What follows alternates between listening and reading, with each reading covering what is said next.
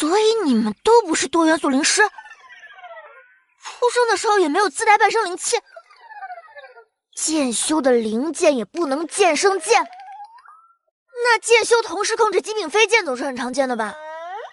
啊，你怕不是个傻子吧？第9次被骂傻子的宁软实在无语。宁软他不是个傻子，他只是一个一心想当奶妈，结果呢却被全村的老家伙 PUA 了整整15年，被迫成了一个剑修的6系元素灵师。老家伙们那个 PUA 的能力真的是很强很强，如果在他老家蓝星搞传销的话，那至少都是10年牢饭打底的程度。说什么外边天才遍地走大佬多如狗，他个6系灵师只能控制2柄飞剑的剑修，出了村那都是被吊打的存在。宁软就信了。自从胎穿到这方世界之后，他在村里面那群爹的教育之下卷天卷地，生怕将来出了村会被人给嘎了。可现在呢，他真的出村了，他这才知道自己被骗的有多惨。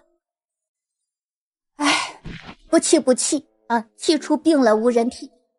一袭青衫的少女在身后数道恍若看智障的目光之下，从容不迫地紧了紧背后那几乎是掩盖了她整个背脊的剑匣，大步上前，学着其他人的动作，将右手放于身前参天的石柱之上。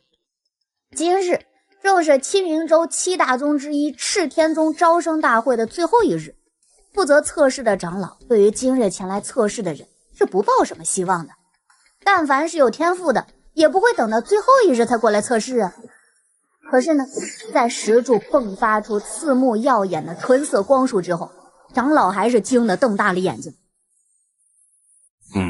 古灵15，光系3境灵师，亲和度96。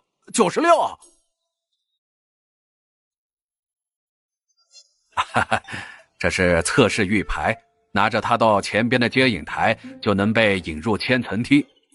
千层梯共999层，修为越高，阻力愈大。若实在撑不住了，便就地调息，切勿勉强。光系灵师只要能上150节，便算通过入门测试。宁软点点头，也没有询问为何叫做千层梯却只有999层。他现在就只能赶紧爬完那所谓的千层梯，将入宗流程给走完，说不定呢还能赶上赤天宗的午饭呢。对，之所以加入赤天宗呢，并不是因为他有多么的牛批仅仅是因为这个宗门他有驯兔，他喜欢吃这个。难得看到有人对千层梯这么急切，就是可惜了，是个光系灵师。话说，一个光系小丫头背着剑匣做什么？快看，有赤天宗的亲传弟子在御剑飞行。白衣红带，真的是亲传弟子啊！他们好像朝着这边过来了。还真是，看上去好像是找人。是他，就是他，锁灵盘不会找错人的，就是他。杀害我娘，废我父亲丹田之人，就是你，对不对？不是我。你撒谎！锁灵盘是不会认错人的，就是你杀了我娘。哦，那就是我吧。你怎么可以？我父母跟你无冤无仇，你怎么可以？小师妹，何必同他说这么多？即使他杀了人，拿下他便是了。总有人不知死活，送上门来也好。小师妹流几滴泪，我便在她身上捅几个窟窿。李师侄，这其中是否有什么误会呀？昨日李家之事，我们倒是有所耳闻。可据我所知，你父亲好歹是5境火系灵师，你母亲也是4境光系灵师。凭他们的实力，对上一个3境的光系小丫头，怎么可能会一死一伤？这未免也太离谱了。不是的，一定是他。锁灵盘是不会认错人的，就是他杀了我娘。杀母之仇不共戴天，今日我必亲手取他性命。姓李呀？那那就没错了。你娘啊，还真是我杀的。15年前他杀我娘，15年后我杀他，这很合理啊，不是吗？你胡说！我娘素来纯善，她不知道救过多少的同道修士，她怎么可能会杀人？就算是杀人，那也一定是因为你娘该死。纯善，你娘可真纯善呢，抢人盗履，连个怀有身孕的孕妇都要赶尽杀绝。她和你父亲真是垃圾配狗，天长地久呗。我的天，这镜子得耗费多少的留影师打造啊，竟然能够将画面放得这么大。这何止是大，画面还这么清晰，连下边的草都能瞧见。不过这个画面好像是有人在逃命，留影师该不会被动手脚了吧？刚才长老提到黎家，我才想起来，黎家二爷和青梧夫人不就是在昨日回圣经的途中出事的吗？若真是他们，青梧夫人怎么可能滥杀无辜？留影师留下的画面必然是真相，不可能有人动手脚的。不过青梧夫人和黎二爷可是顶顶恩爱的道侣，要说他们会杀什么孕妇，我是不信的，除非对方本就是阴毒邪修。宁寒月，看在多年的夫妻情分下，只要你配合我，将你腹中胎儿祭炼，我可以送你个舒服的死法。黎家二爷身侧，同样是一袭白裙，温柔如水的青梧夫人，抚摸着高高隆起的小腹，嗓音轻柔。宁姐姐，反正你跟夫君之间也没有感情，这个孩子又何必再生下来呢？这样说起来，也是宁姐姐欠了我。我与夫君恩爱多年，可是因为你的存在，却是让我们相爱而不能相守。而今宁家惹了外敌，被人覆灭，兴许便是报应吧。这也是宁姐姐的命，更何况你腹中怀的也是夫君的血脉，他自然就有权利来决定孩子的生死，不是吗？黎素，这是你的亲骨肉，你竟然想将他炼成那个野种的替死傀儡，我便是死，也不会让你们救我女儿的命，成全那个野种。画面到此戛然而止，但是该表达的东西，那基本上都已经表达得清楚了。黎二爷跟青梧夫人私下苟且，珠胎暗结在先，逼杀发妻，试图将亲生血脉炼制成替死傀儡在后。而今呢，那位性情刚烈的发妻虽然离世，可人家的闺女儿，那个险些被炼制成替死傀儡却又不知道怎么活下来的孩子，人回来替母报仇来了。其实昨日你母亲或许也可以不死的，但在最后的那一刻，是你父亲抢走了他身上的防御灵气。真有意思啊。不会的，不是这样的，我父亲最爱我娘了，他不会做出这种事的，假的，都是假的。你辱我父母，你该死！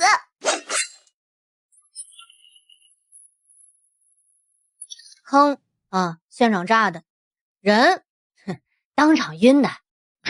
这是什么东西啊？竟然这般厉害！原本我还不信，一个光系灵师能让黎家二爷和青梧夫人一死一重伤，可现在看来，搞不好还真有可能。我呸！什么青梧夫人呢？将尚未出生的孩子祭炼成替死傀儡，这根本就是邪修才会做的事情啊！可不是，刘颖竟是不会骗人的，这种人早就该死了。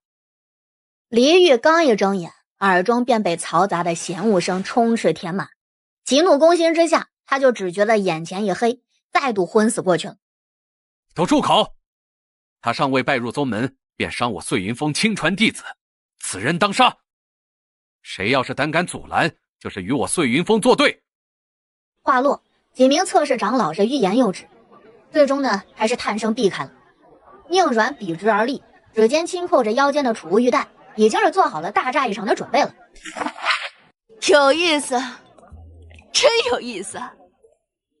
一群剑修欺负个手无缚鸡之力的光系灵师，好大的出息呢！真不愧是陆玄元的徒弟。见过柳峰主。柳峰主想插手我碎云峰的事？插手啊，确实不太合适。所以，小丫头，拜个师不？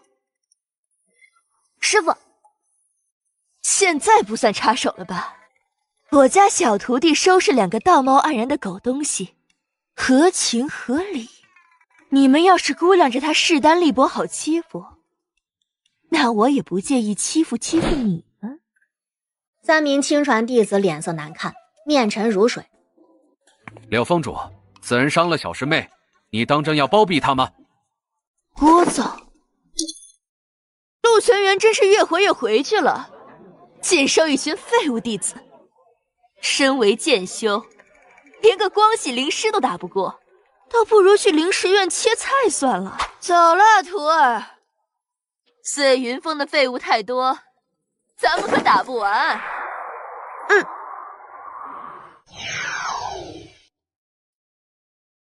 柳峰主不是都离宗1年了吗？怎么偏就今日突然回来了？哎呦，快回去禀明宗主吧！今日之事只怕不能善了。不至于吧？就因为几个弟子？那是亲传弟子，碎云峰陆峰主出关之日也在近期，他要是和柳峰主对上，只怕是要出大事的。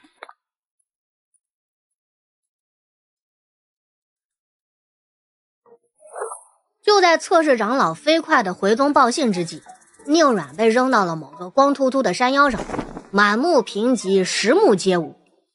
总而言之呢，这地儿穷的呀，狗都不愿意待。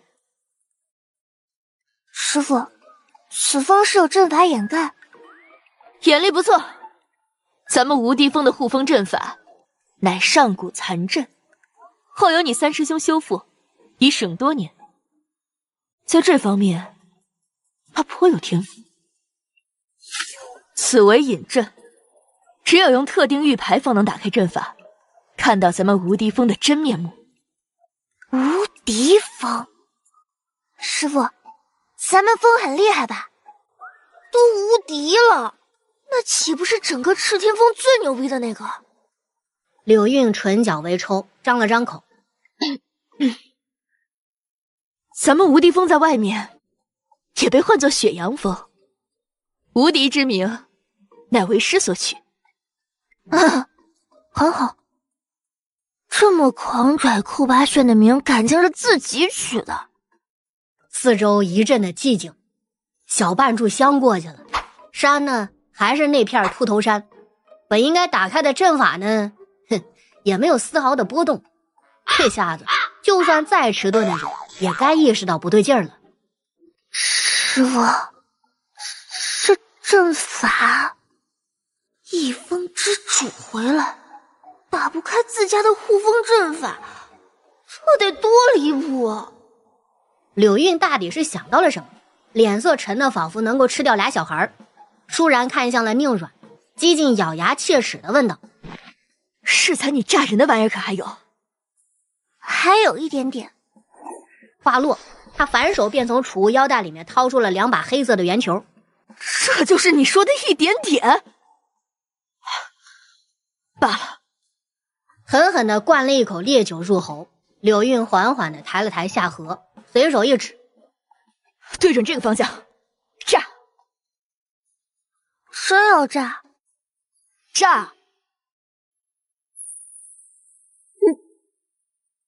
那玩意儿全扔了。”“全扔了呀，还要炸吗？我还有一点。”“可以了，不必再炸。这他妈也叫还有一点点？我当场吃屎！”“哦。”在便宜师傅复杂且难以言说的目光之下，宁阮最终还是没有再炸下去。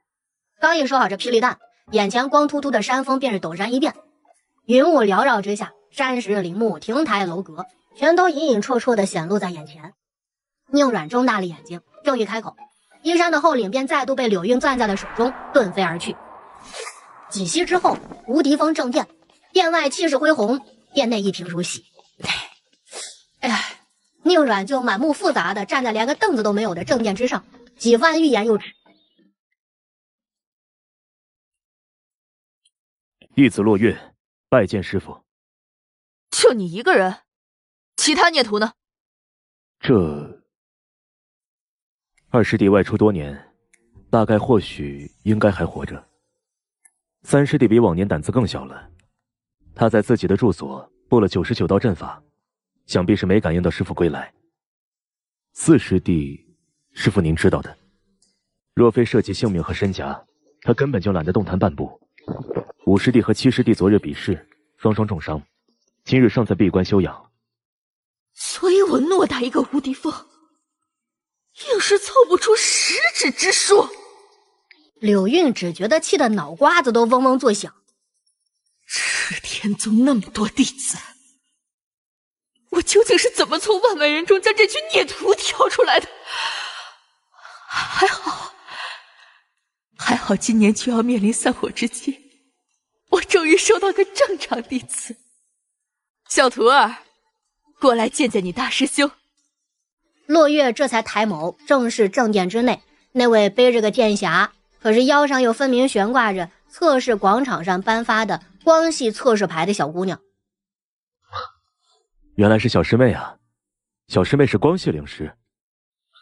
第一次见面有些仓促，师兄也没准备什么见面礼，这支乾坤镯师妹先暂时用着，虽是黄阶高品灵气，但能增强防御护身，对师妹应当有用。宁阮尚且来不及说话，就被塞了一只镯子过来。见面礼应当是互相送的吧？我也没什么准备，这个便赠与师兄吧。至于它的品阶，我也不太清楚。不清楚是真的，但是宁阮觉得吧，应当是比乾坤镯要好上不少。像乾坤镯这等品质的东西，感觉跟村里头盛装积石的铁盆也就是五五开吧。这是雷击木5000年的雷击木，竟然就做了这么个玩意儿！5000年，小师妹，此等宝物我不能收，你还是自己拿着护身吧。此等宝物，宁阮忽然就觉得肝疼。是了，他又忘了，村外不仅没有遍地走的大佬，也没有多如狗的天才，甚至吧还有点穷。那村里头处处可见的木头，到了村外都成了如此的宝物了。大师兄，你拿着吧，此物我还有，不用客气。师父，这是徒儿孝敬您的，您务必收下。柳运就那么木然地接过了通体散发着6000年雷击木气息的那个葫芦，张了张嘴，好半晌才吐出了一句话：雷击木这种东西，你该不会也是有一点点吧？当然不是。我就说嘛，那可是雷击木啊，哪能随随便便就一点点啊？这个东西我还有不少。好家伙！看着适才还空荡荡的大殿内堆积而放的雷击木，柳运跟落月再一次陷入了诡异的沉默呀。雷击木制成的碗筷，雷击木制成的梳子，雷击木制成的小马扎啊，还有那雷击木制成的小匕首，甚至还有几把菜刀混在其中。宁阮还搁那往外掏呢。骆大师兄已然呆滞了，柳运也终于是怀着极其复杂的心情回过了神来，出声制止：可以了，你收回去吧。别搁那掏了，你再掏下去，他都害怕控制不住自己抢了自家的小徒儿。不用的，师父，这些东西大家留着用就行，我还有的。所以说赤天宗究竟有什么魔力，能让这浑身带宝的小丫头前来参加入宗测试？柳运想不明白，但是他可以肯定的是，要是他现在突然出手抢劫的话，很大几率会嘎。是，那个从测试广场出现的时候，他过人的直觉就已经在警示他了，小徒儿的身上有杀气呀，是能够威胁到他的大杀气。雷击木的事暂且搁置，我现在有更重要的事要说。你可知为师为何要收下你？因为我出众而优秀的光系天赋。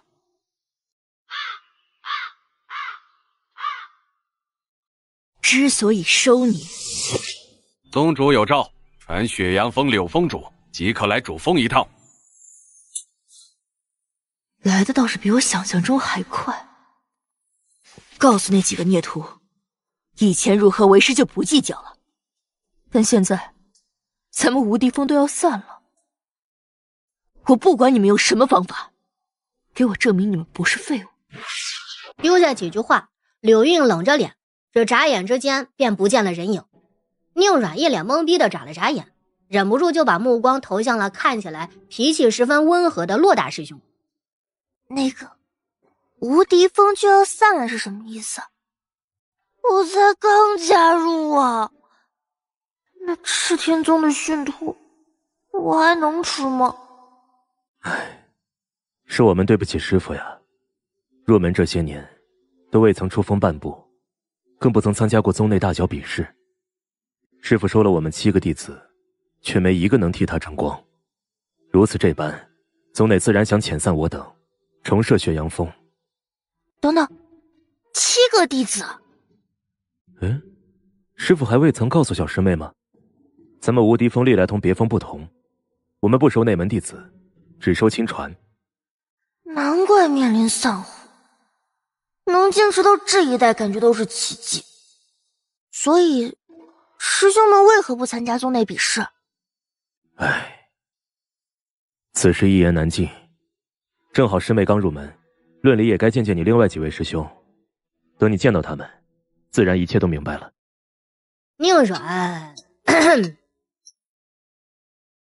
赤天宗天书峰长云殿内，无敌峰不能散，谁不服干一架。你柳师妹，你不能胡搅蛮缠。更何况当年那件事之后，谁不知道你受了重伤？你以为你还是当初赤天宗战力第一的柳韵吗？南师兄大可以试试。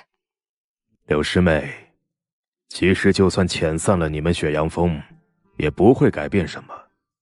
你将担任我赤天宗主峰天书峰长老，你门下那7名弟子也仍旧是我们赤天宗的人，是你的弟子。一封亲传，若不能服众，是万万不行的。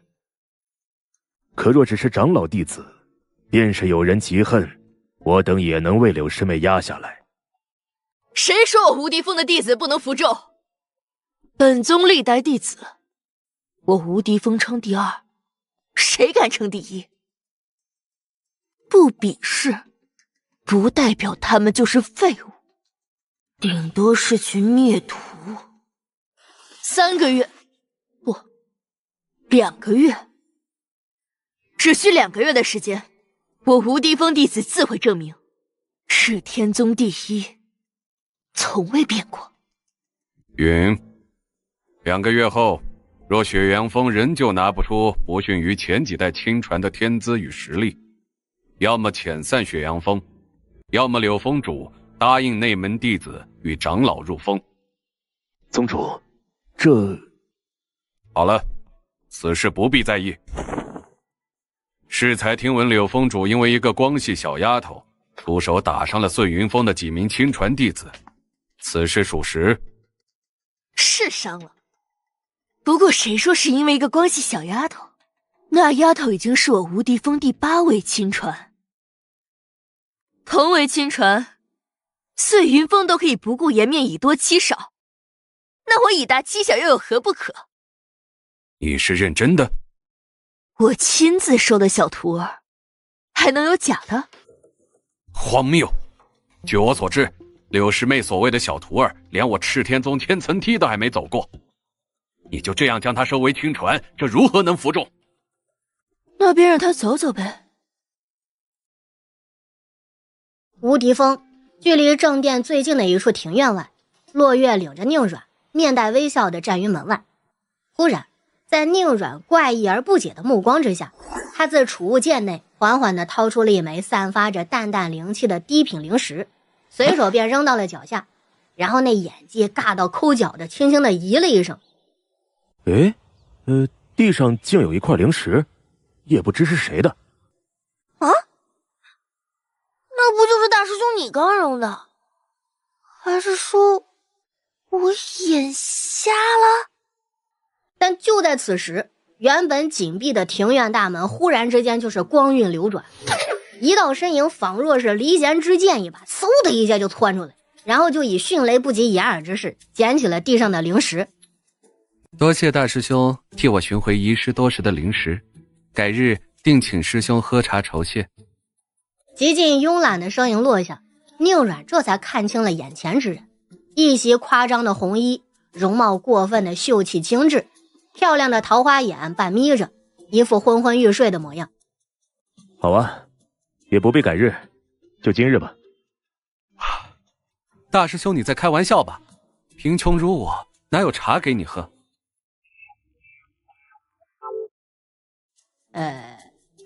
那个宁软最终呢还是喝到了茶，才怪呢。他就看着手里头正漾着圈圈小波纹的这个清水啊，不禁陷入了沉思。而另外一边呢，在经过落月的介绍之后，青年那一双一直耷拉着的眼皮终于是抬了抬，视线停落在宁软的身上打量片刻，秀气的脸上露出了3分的纠结7分的痛心。师父怎么又收弟子了？七师弟不是才入门吗？上一次为了给入门礼，我连家底都掏空了。温润如落月，那此刻也忍不住嘴角抽搐。四师弟，你上次赠予七师弟的入门礼只是黄阶低品的灵气碎片，根本毫无用处。况且七师弟入门已经是4年前的事了。青年的脸色几经变化，最终呢还是像做出了某个天大的决定一般，咬牙从自己的储物戒之中掏出了一枚极品灵石来啊，递向了宁软。宁软抿了抿唇，只好说不必客气，灵石他还有好几个储物戒呢。可是呢，这青年又快速的缩回了手，然后呢重新递出了一枚灵气骤减的中品灵石。中品灵石，宁软正震惊呢，可是不过这片刻迟疑的功夫，那双手又嗖的一下缩回去，然后极其不舍的递出了一枚不论是形状还是气息都让宁软觉得无比眼熟的低品灵石。那不就刚刚丢的那块吗？小师妹啊，师兄是真的穷。你别看这枚灵石品级不高，但也是师兄我攒了许多年也舍不得花的最后那点家底呀。宁软呢真的是欲言又止，止言又欲啊。他到底得有多眼瞎才能看不出来这枚灵石根本就是之前被落月扔到地上的那枚啊？深吸了一口气，宁软就勉强挤出了几分的微笑，目光之中带着诡异的怜悯。没想到四师兄手头如此拮据，这枚灵石师兄还是拿回去吧。临出村的时候带走了整座灵石矿产量的他，要是真的接过了这枚灵石，他都觉得自己真不是人呐。你说哪有富婆要乞丐那1毛钱的呀？真该死啊，他差点就收了。裴景玉没有丝毫的犹豫，眉开眼笑的就收回了自己已经递出了一半的低品灵石。师妹是个好人呐。好人卡。落月都已经没眼看了，裴景玉看不出宁软目光里的含义，可他确实知道小师妹大概真的是在怜悯他们，怜悯整个无敌峰啊！毕竟小师妹呢真的是好富有啊。眼看着对面那位仿佛万年王八成精的四师弟收回了灵石之后，就再度耷拉下了眼皮，似乎都已经要睡着了。四师弟，我话还未说完，见小师妹是一桩，可还有件要事。大师兄，有要事找我没用啊，你换个人吧。我今天的活动量已经超出平时10日的范畴了，真的不想再动了。继抠门颜值爆表之后，宁软再次给漂亮的四师兄新添了一个标签，懒。懒到极致，甚至拥有着站立入睡的这样的一个技能。可师父回来了，适才无敌峰震动，想来就是师父所为。关于咱们无敌峰即将散伙一事，师父很生气，所以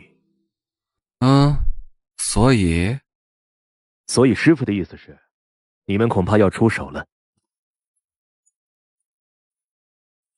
离开四师兄的庭院之后，宁然忍不住的叹声：大师兄，我好像明白咱们无敌峰为何会面临散伙了。不，你还是不够明白。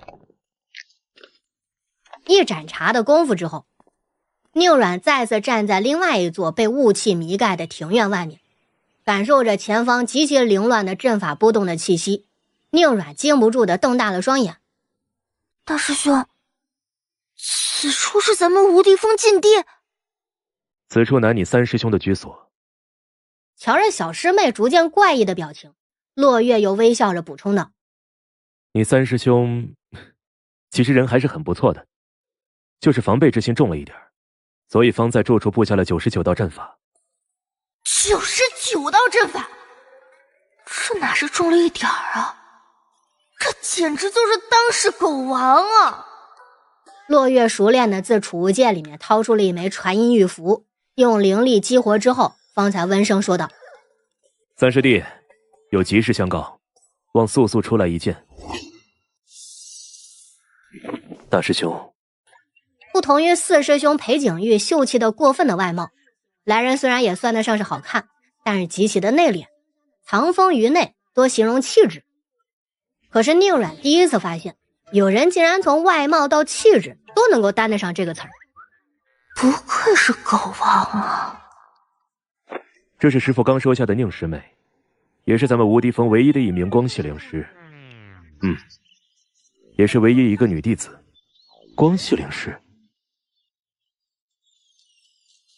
师妹好，这是师妹的入门礼，增速阵。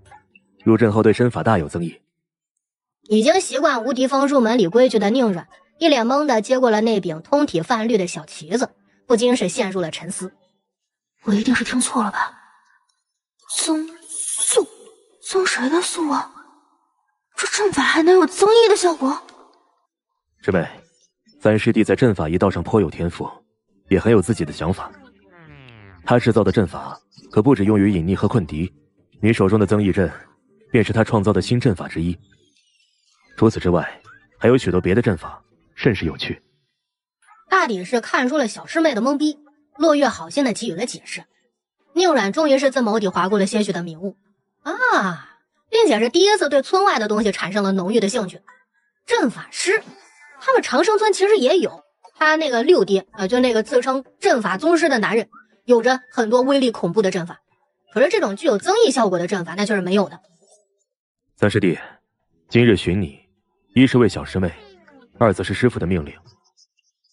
你大概还不知道吧？师父回来了，这次恐怕是躲不掉了。若再不出手，咱们无敌峰就要没了。三师弟可明白？明白，但我只是一境召唤师，只怕出不了力。三师兄的脸上始终挂着温和的笑意，明明那张脸也是生得极为不错的，但是不知道为什么，就是给人一种普普通通、平平无奇的感觉。同样的温和笑容，放在大师兄的脸上就非常的吸引人，可是出现在三师兄的脸上吧，宁然总觉得很怪异，甚至莫名的觉得这笑容带着一点说不清道不明的阴冷。齐墨，你刚入门时便测出一境的修为了，我资质不足，修为并无寸进。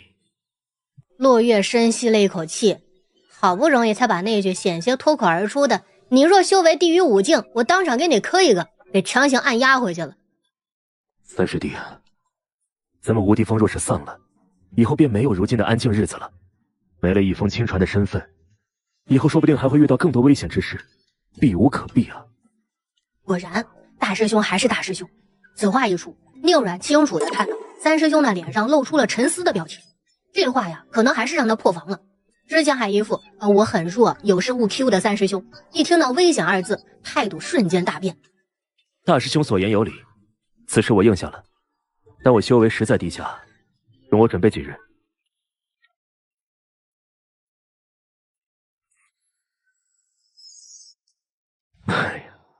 三师弟他素来就很谨慎。我明白的，狗王嘛，自然要多准备。狗王？狗中强者，狗道之王。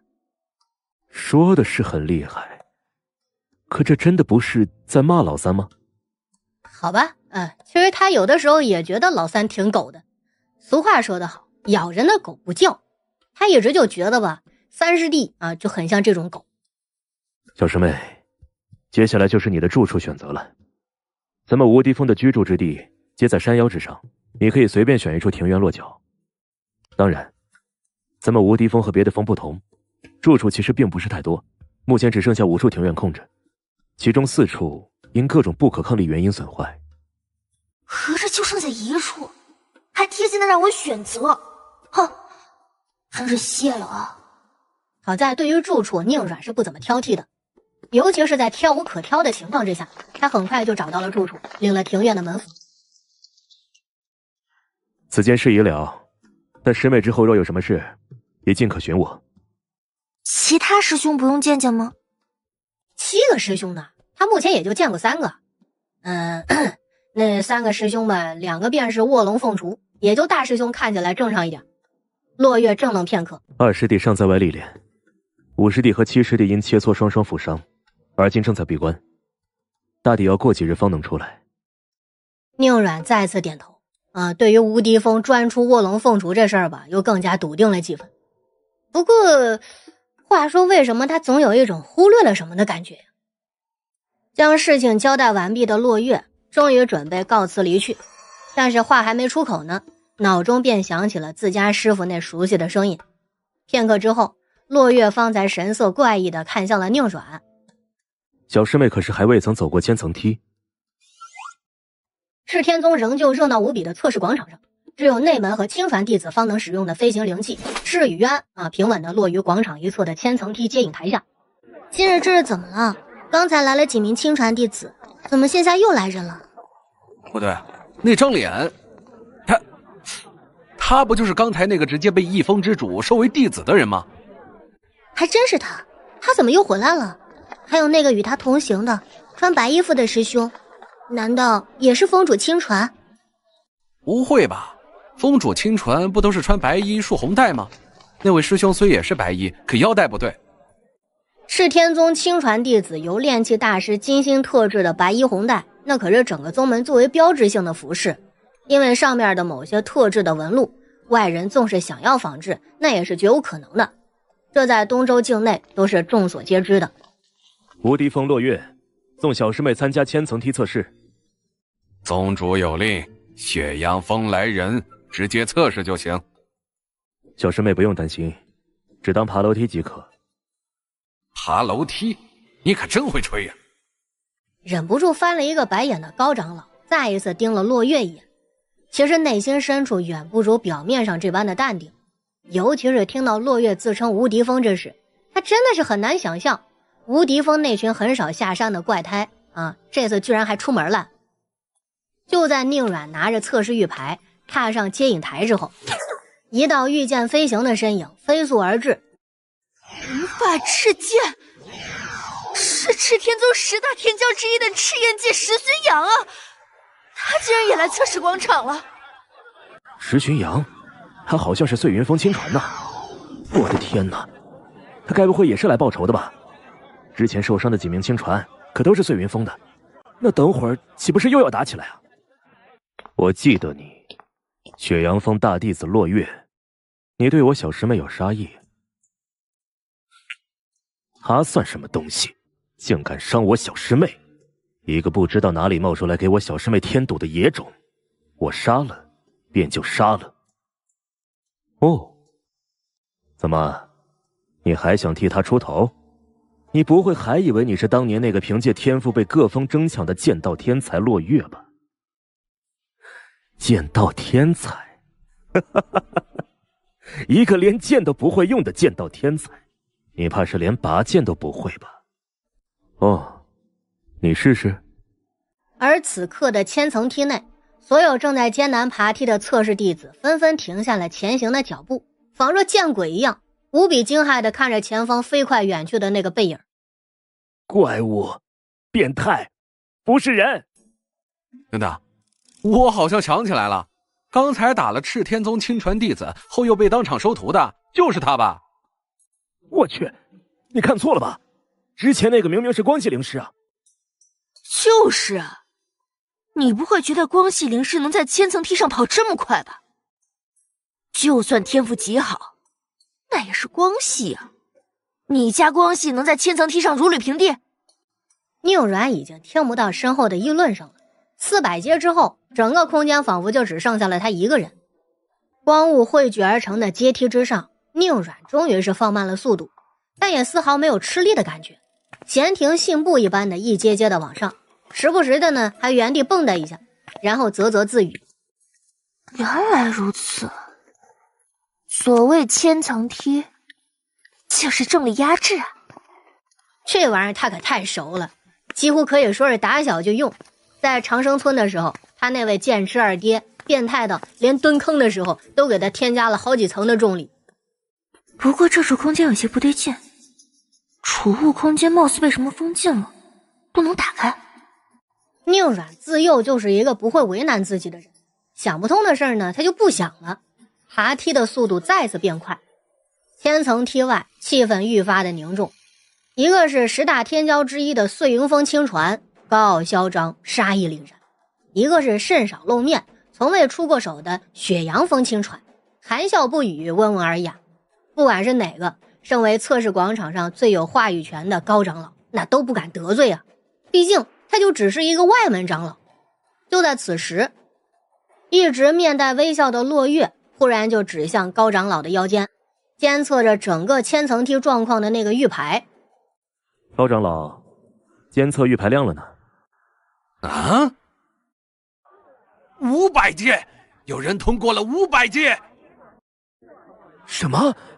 招生测试的最后一日，竟然还有人能通过500阶？500阶，又是一个能够直接入内门的。可不是，光系入门要求150阶，其他系皆是200阶。像我等好不容易通过了200阶，可到不了500，便只能入外门，也不知道还有没有机会入内门。将来参加大比总是有机会的。不过话说，刚才进去的那位，该不会就是通过500阶的那个吧？他刚刚进入后不久，监测玉牌就亮了。你疯了吧？之前进去的那个可是光系灵师，谁家光系灵师能在这么短的时间内通过500阶啊？那倒也是，就算他真的资质不错，能通过500阶，也绝不可能在这么短的时间内通过。你笑什么？你该不会也以为此人会是你那个光系小师妹吧？为什么不呢？你说什么？就凭那个野种，一个光系灵师，他能在这么短的时间内通过500阶？为什么不能？我无敌峰弟子，人均900阶之上。就仿佛是为了映衬落月抛下的嚣张言论似的，高长老已经紧紧攥入手中的监测玉牌，再次爆发出更加强烈的光束。600阶、700阶、800阶，整个测试广场鸦雀无声了，就只剩下高长老手中的监测玉牌的亮度越来越闪耀了，几乎都能闪瞎众人的双眼。只是代表着800阶的亮度出现之后，高长老突然就把玉牌直接收入了储物空间里了，神情震撼且激动地掏出了传音纸鹤。快去回禀宗主，有人通过了千层梯800阶。看来我不必再等了。你就这么相信那个野种？他进去不过2炷香的功夫，能在这么短的时间内通过800阶，赤天宗历代并非没有，可他们无一不是攻击力强悍的剑修、召唤师、变异系灵师。光系，哼，你也太高看他了。你不行，不代表我小师妹不行。800阶之上会被直接传入天书峰，你若是想在此处等我师妹，恐怕也是白等。落月，区区野种，绝不可能通过800阶，不可能！千层梯内，并不被人所看好的宁远正站在一处满是雷霆交织的虚无空间之中，一直以来都保持着淡定神色的他，第一次露出了卧槽的表情。不是说千层梯只有999层吗？说好的爬楼梯呢？怎么还要造雷劈？要早知道第1000层是这玩意儿，他疯了才会一路爬上来。一道雷光径直劈下，宁软张了张嘴，卧槽二字尚未出口，整个人便被雷霆给击中了，连带着背后的玄色剑匣是无一幸免。1000阶，宗主怎么跑了呀？什么1000阶啊？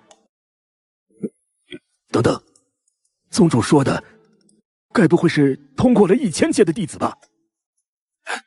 怎么可能？那弟子不是才刚过800阶吗？老夫不管，若那弟子真通过了1000阶，这人我要了，谁抢老夫跟谁拼命。陆师兄真是脸都不要了，能得个通过1000阶的弟子，便是与你拼命又如何？那你试试。嘿，试试就试试。宁天打雷劈软啊，此刻是苏爽极了，逃无可逃，避无可避呀，他索性就摆烂了，双手抱着个剑匣就地躺下，哼，爱劈不劈吧。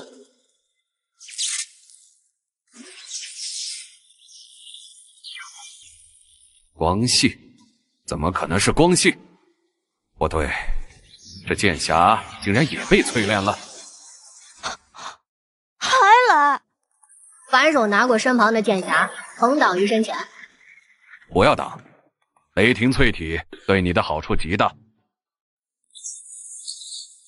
你快将剑匣拿开，大部分的雷霆都被它吸入了，你这样是淬炼不了自身的。本宗在此必能保你无虞，你大可放心，不必用这剑匣挡雷。他大概也明白了，为何对方身为最娇弱的光系灵师，却能够扛得住最为狂暴的雷霆，这很大程度上都得益于他那只玄色剑匣，剑匣就替他扛了大部分的雷了。宁软扯了扯嘴角，仍旧不变动作。淬体什么的对别人有用，对他来说那就很鸡肋。他那身体早在长生村的时候就被那群爹给折腾的已经脆无可淬了，现在挨雷劈那也是白挨，除非自身的修为能够升个级。你知不知道你刚才错过了什么？错过了挨雷劈？你跪下，拜本宗为师。我有，老家伙还怪暴躁的嘞。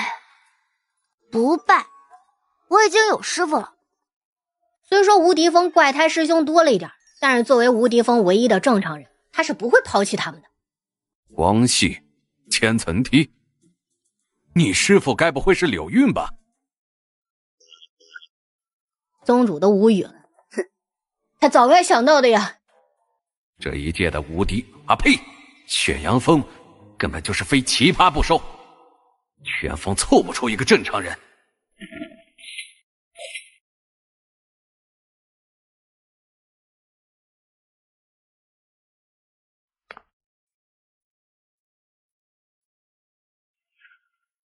哎，宗主回来了。宗主，真有弟子通过了1000阶，那弟子可是召唤师啊。能通过1000阶的召唤师能有多少？想来必定是我剑修无疑。放屁！我看你们碎云峰就是想抢徒弟吧？那又如何？若此人真是剑修，拜入我碎云峰陆峰主门下，也不算辱没了他的天分。你们来晚了，此人已拜入雪阳峰柳峰主门下。就是那个同碎云峰亲传闹出笑话的丫头。她并非召唤师，也并非剑修，而是光系灵师。什么？光系灵师？这怎么可能？本宗亲眼所见，不会有假。赤天宗历代便没有过光系灵师能通过1000阶的先例，现在就有了。不仅是光系灵师通过了1000层的先例，还是光系灵师激活了雷霆幻境的先例啊，更是在雷霆幻境之中想方设法躲避雷霆淬体的先例。无敌峰一贫如洗的正殿之中，宁软跟柳韵皆坐在雷击木所制作而成的小马扎上，从背影看去，几乎跟蹲着那也差不离了。柳韵看着手中由宗主亲自发来的传音纸鹤，盯了半晌，方才忍不住看向了宁软。所以说，你激活了雷霆幻境，但你放弃了淬体。踢我的那个就是雷霆幻境。千层梯，共999阶，第1000阶其实是出幻境，雷霆幻境便是其中一种，还有冰霜幻境、烈阳幻境等等，只有极少数的人，方能在通过999阶之时，有机会激活幻境。而每个激活幻境之人，都能有极大的收获，比如雷霆幻境的淬体。说是第1000层，倒不如说是对这些人的奖励。哇，这么牛逼！难怪那个将我一巴掌扇回无敌峰的大佬会这么暴躁。哼，小徒儿，其实你是剑修吧？我是光系灵师。他宁软，那可是发誓要做第一奶妈的人呢。激活哪个幻境，和自身觉醒的元素关系相当大。光系灵师即便能激活，也绝不会是最为狂暴的雷霆幻境。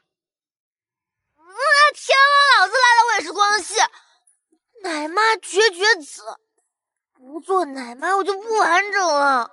上天他给了我这么好的光系天赋，不可以浪费的。我是光系灵师。你是个屁！孽徒！他就不该相信自己的眼光，还以为这次捡个光系小徒儿啊，那总算能有一个正常人了。结果呢，还是个天生反骨。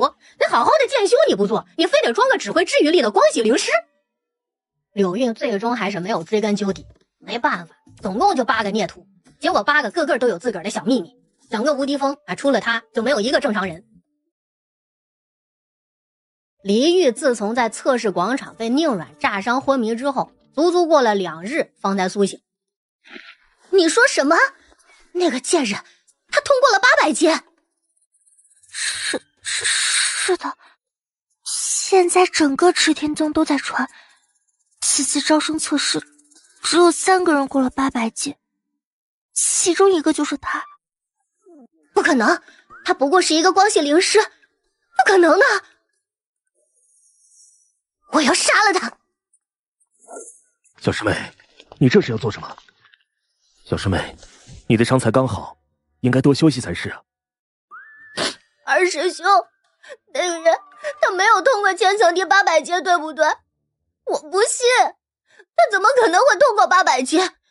一定是柳峰主帮了他，我要去拆穿他。小师妹，他确实不是通过800阶，而是1000阶。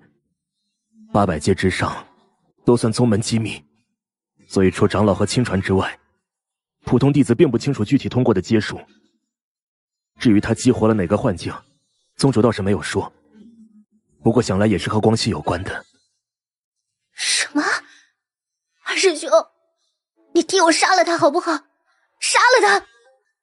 千层梯他当年也就只通过了799阶，距离800就还差1阶。可那个人呢，他怎么能够通过1000阶？他怎么配呀？小师妹，你放心，他纵使通过了1000阶又如何？他只是光系，我们想弄死他，有的是机会。不过在此之前，也该给他们雪阳峰一个教训了。竟敢自取无敌之名，哼，他们配吗？石俊阳是准备给雪阳峰大弟子落月下挑战书的，按照赤天宗的规矩，他们都是一封亲传，互下挑战书，谁也挑不出错来。只要能够把落月踩在脚下，那个野种通过1000阶的风头也能被压住。可是令他万万没有想到的是，他那挑战书还没发下去呢，雪阳峰的4弟子裴景玉便先给他下了战帖了。战帖之上就只有8个极具挑衅的字：我无敌峰就是无敌。裴景玉，冰系召唤师，10年前以一境修为入门，千层梯通过998层，后拜入柳韵门下，至今境界不明。不过以我推测，他现在至多能有4境修为，甚至4境都没有。说来也怪，除了雪阳峰大弟子以及前2日刚入门的那个小贱人，其他弟子貌似都是以1境修为入门的。若真是资质好，怎么可能才1境？若资质普通，可雪阳峰每个人都过了千层梯900层。他们若真有实力，又何至于从不动手？你们只是怕了雪阳峰曾经的名头，那群前辈们是很厉害，就连柳韵也曾厉害过，可这和现在缩头魏尾的雪阳峰弟子没有任何关系。行了，你们照顾好小师妹就行。裴景玉既然要找死，我成全他。等我将雪阳峰那8个弟子全部踩在脚下，宗主必然能明白，雪阳峰的时代已经过去了。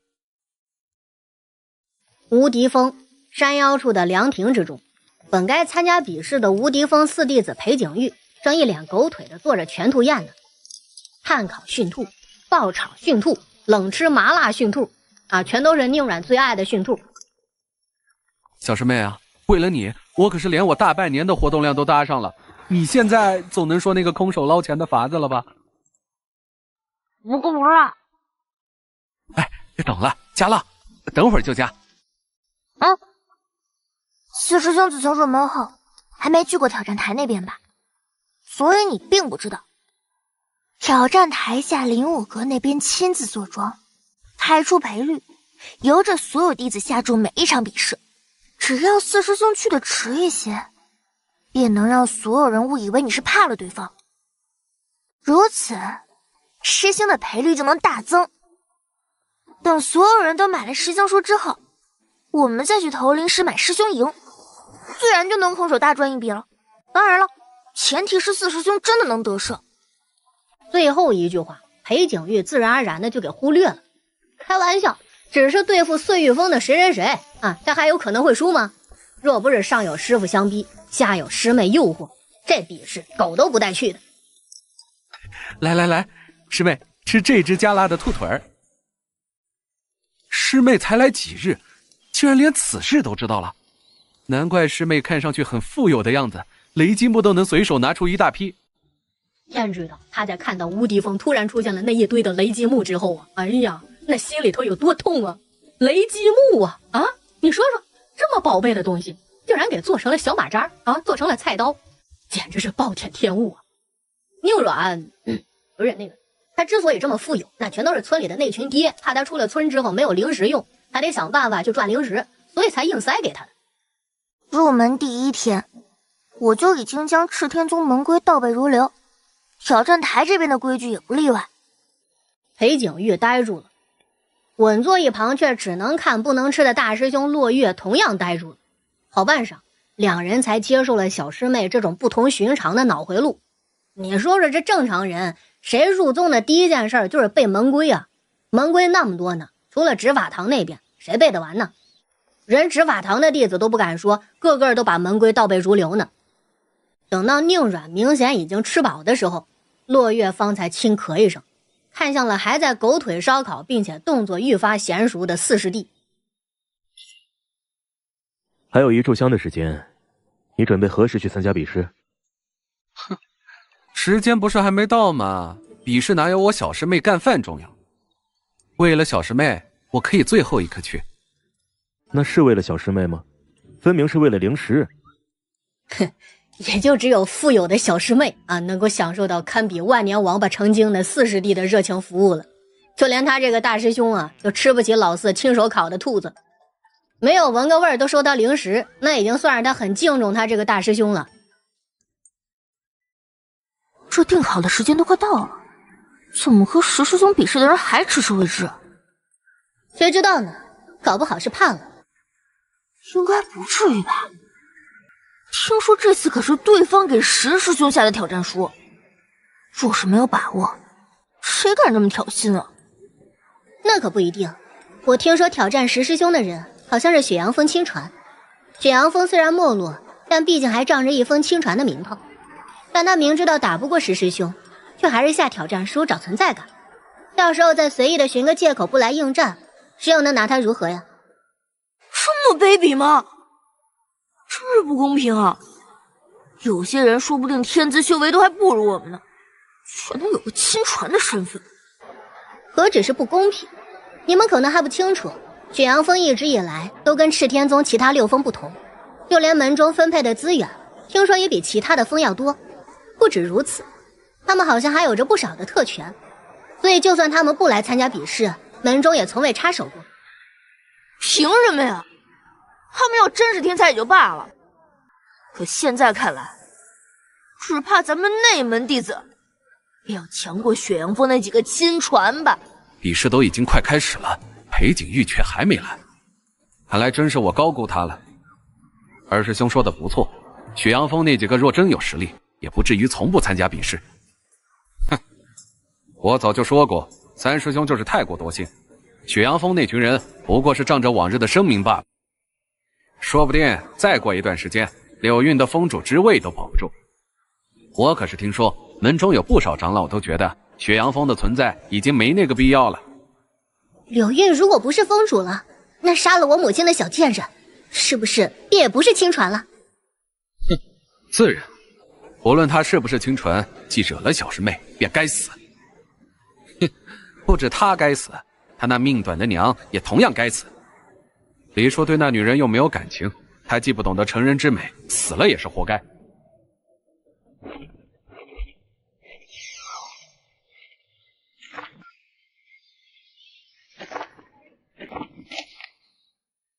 四师兄，你真的要将全部身家都投上去吗？自然，我可是无敌峰弟子，输是不可能输的，当然要全压我自己赢。你倒是真敢来应战呢！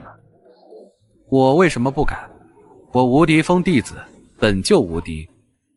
石巡阳都已经快要听笑了，这雪阳峰竟然已经没落到了这种程度，一个盲目自大又愚蠢不堪的家伙，竟然也能够成为一峰亲传。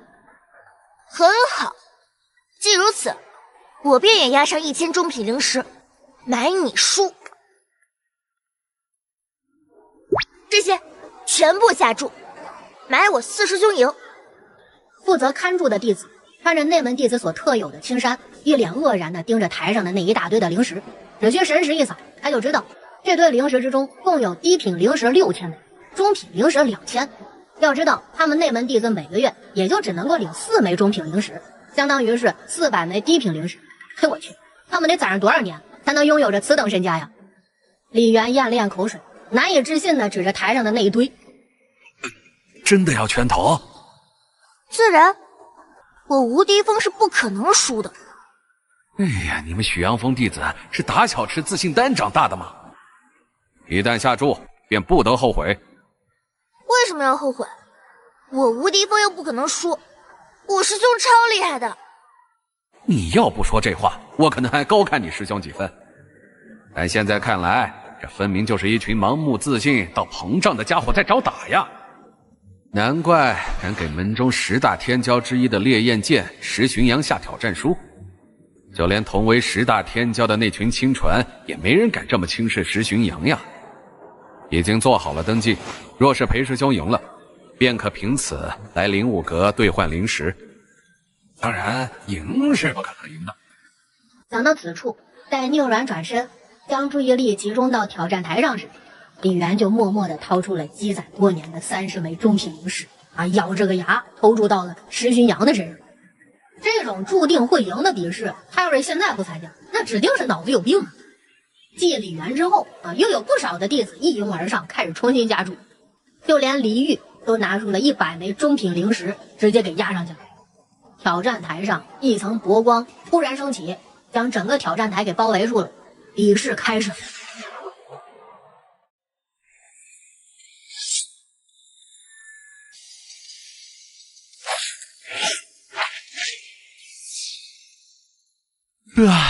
小白上，干他！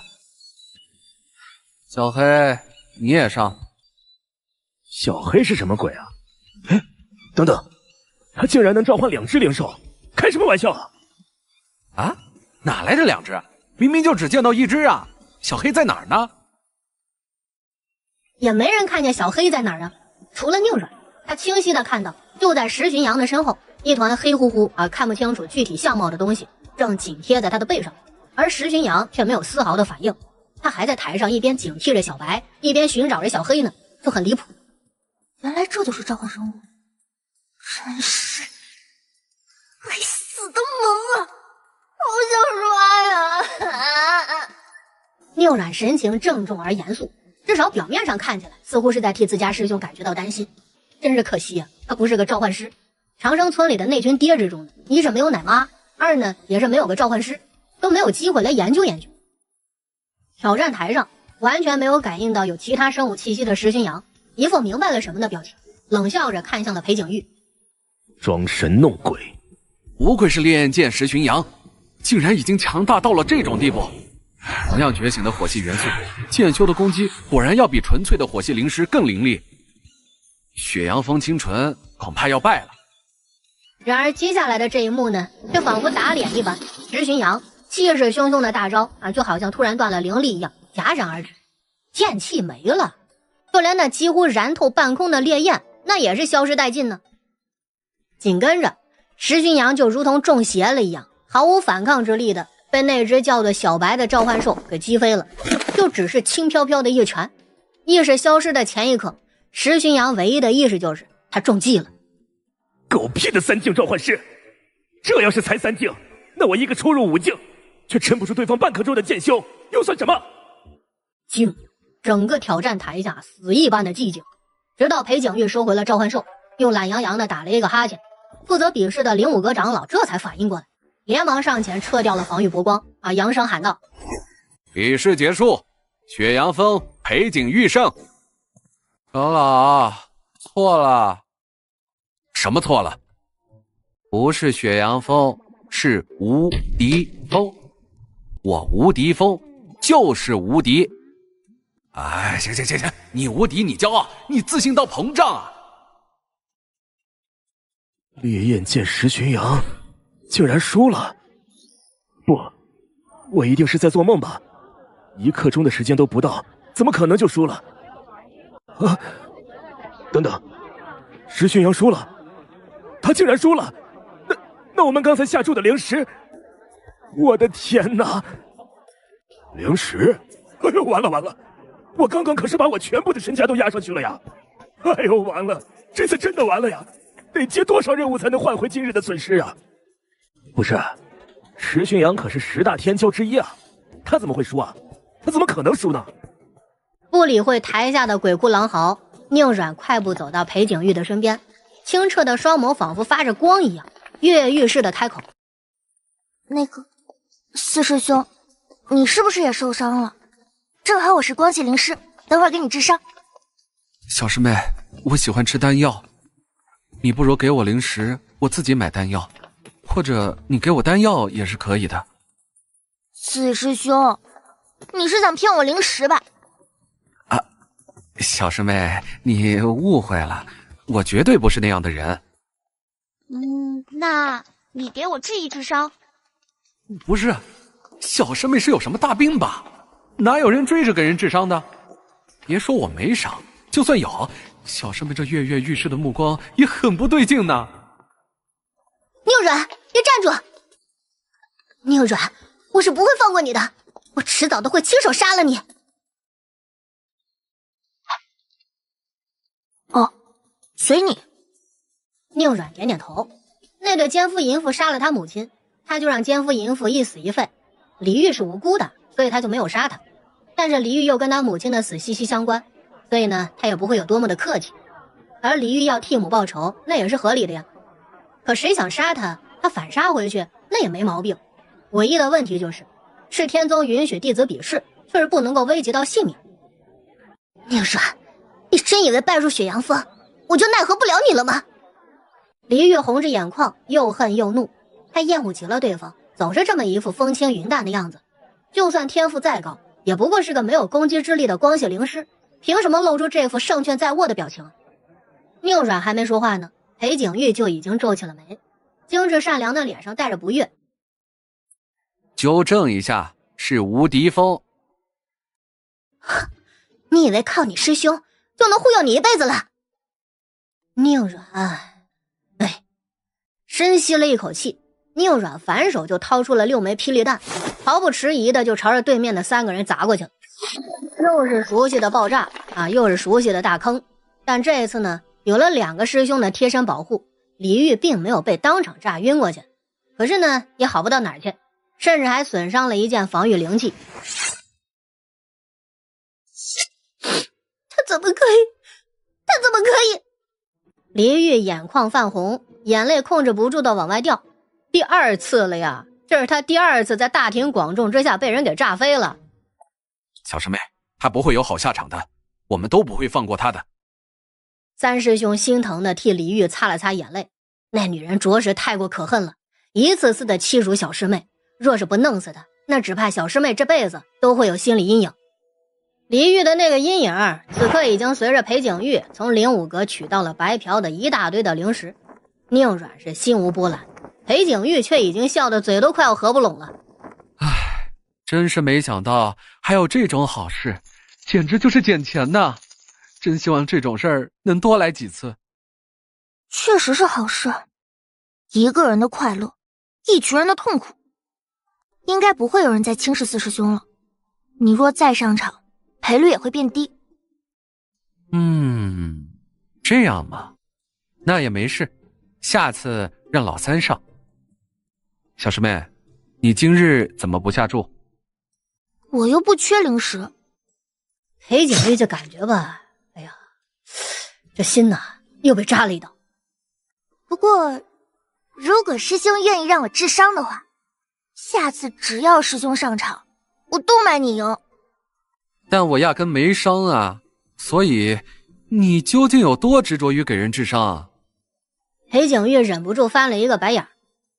小师妹，你刚才还说我的赔率变低，头也赚不了多少灵石。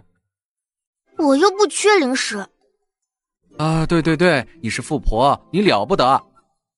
师妹，你要真想治伤，应该找50弟和70弟去。你忘了，他们切磋过度，双双负伤，现在都还在调养呢。宁阮顿时怔住，感觉四师兄总算说了一句人话。对了，还有件事，小师妹，下次碎云峰那几个有病的要是再寻你麻烦，你找我啊，师兄替你干他们。你只需把那个炸他们的玩意儿送给我就成。那么好的东西砸他们身上岂不浪费？不浪费啊，霹雳弹我还有很多。裴景玉一战成名，同时出名的还有挑战台下的那个深坑，以及被裴景玉跟宁阮多次强调的无敌峰之名。比试之前，无敌2字就像个笑话一样；比试之后，雪阳峰轻传的嚣张和自信，好像又变得十分的合理。当然了，这质疑的声音肯定也会有，不过这质疑的声音也没传多久，因为就在第2日，刚刚赢了一场大战的裴景玉又一次出现在了挑战台上。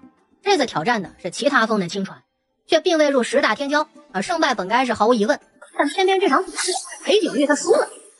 在两人势均力敌的打了至少有1个时辰中，裴景玉方才落败，眼瞅着对方一脸丧气的离去，那些个质疑的声音就越来越大。我早就说了，雪阳峰的那个轻传或许还是有一些本事的，但肯定不如石师兄。之前之所以能赢，谁知道他用了什么手段？石师兄可真惨，明明那么强，本来就不应该输的。我比石师兄还惨。雪阳峰那位这次怎么就输了呀？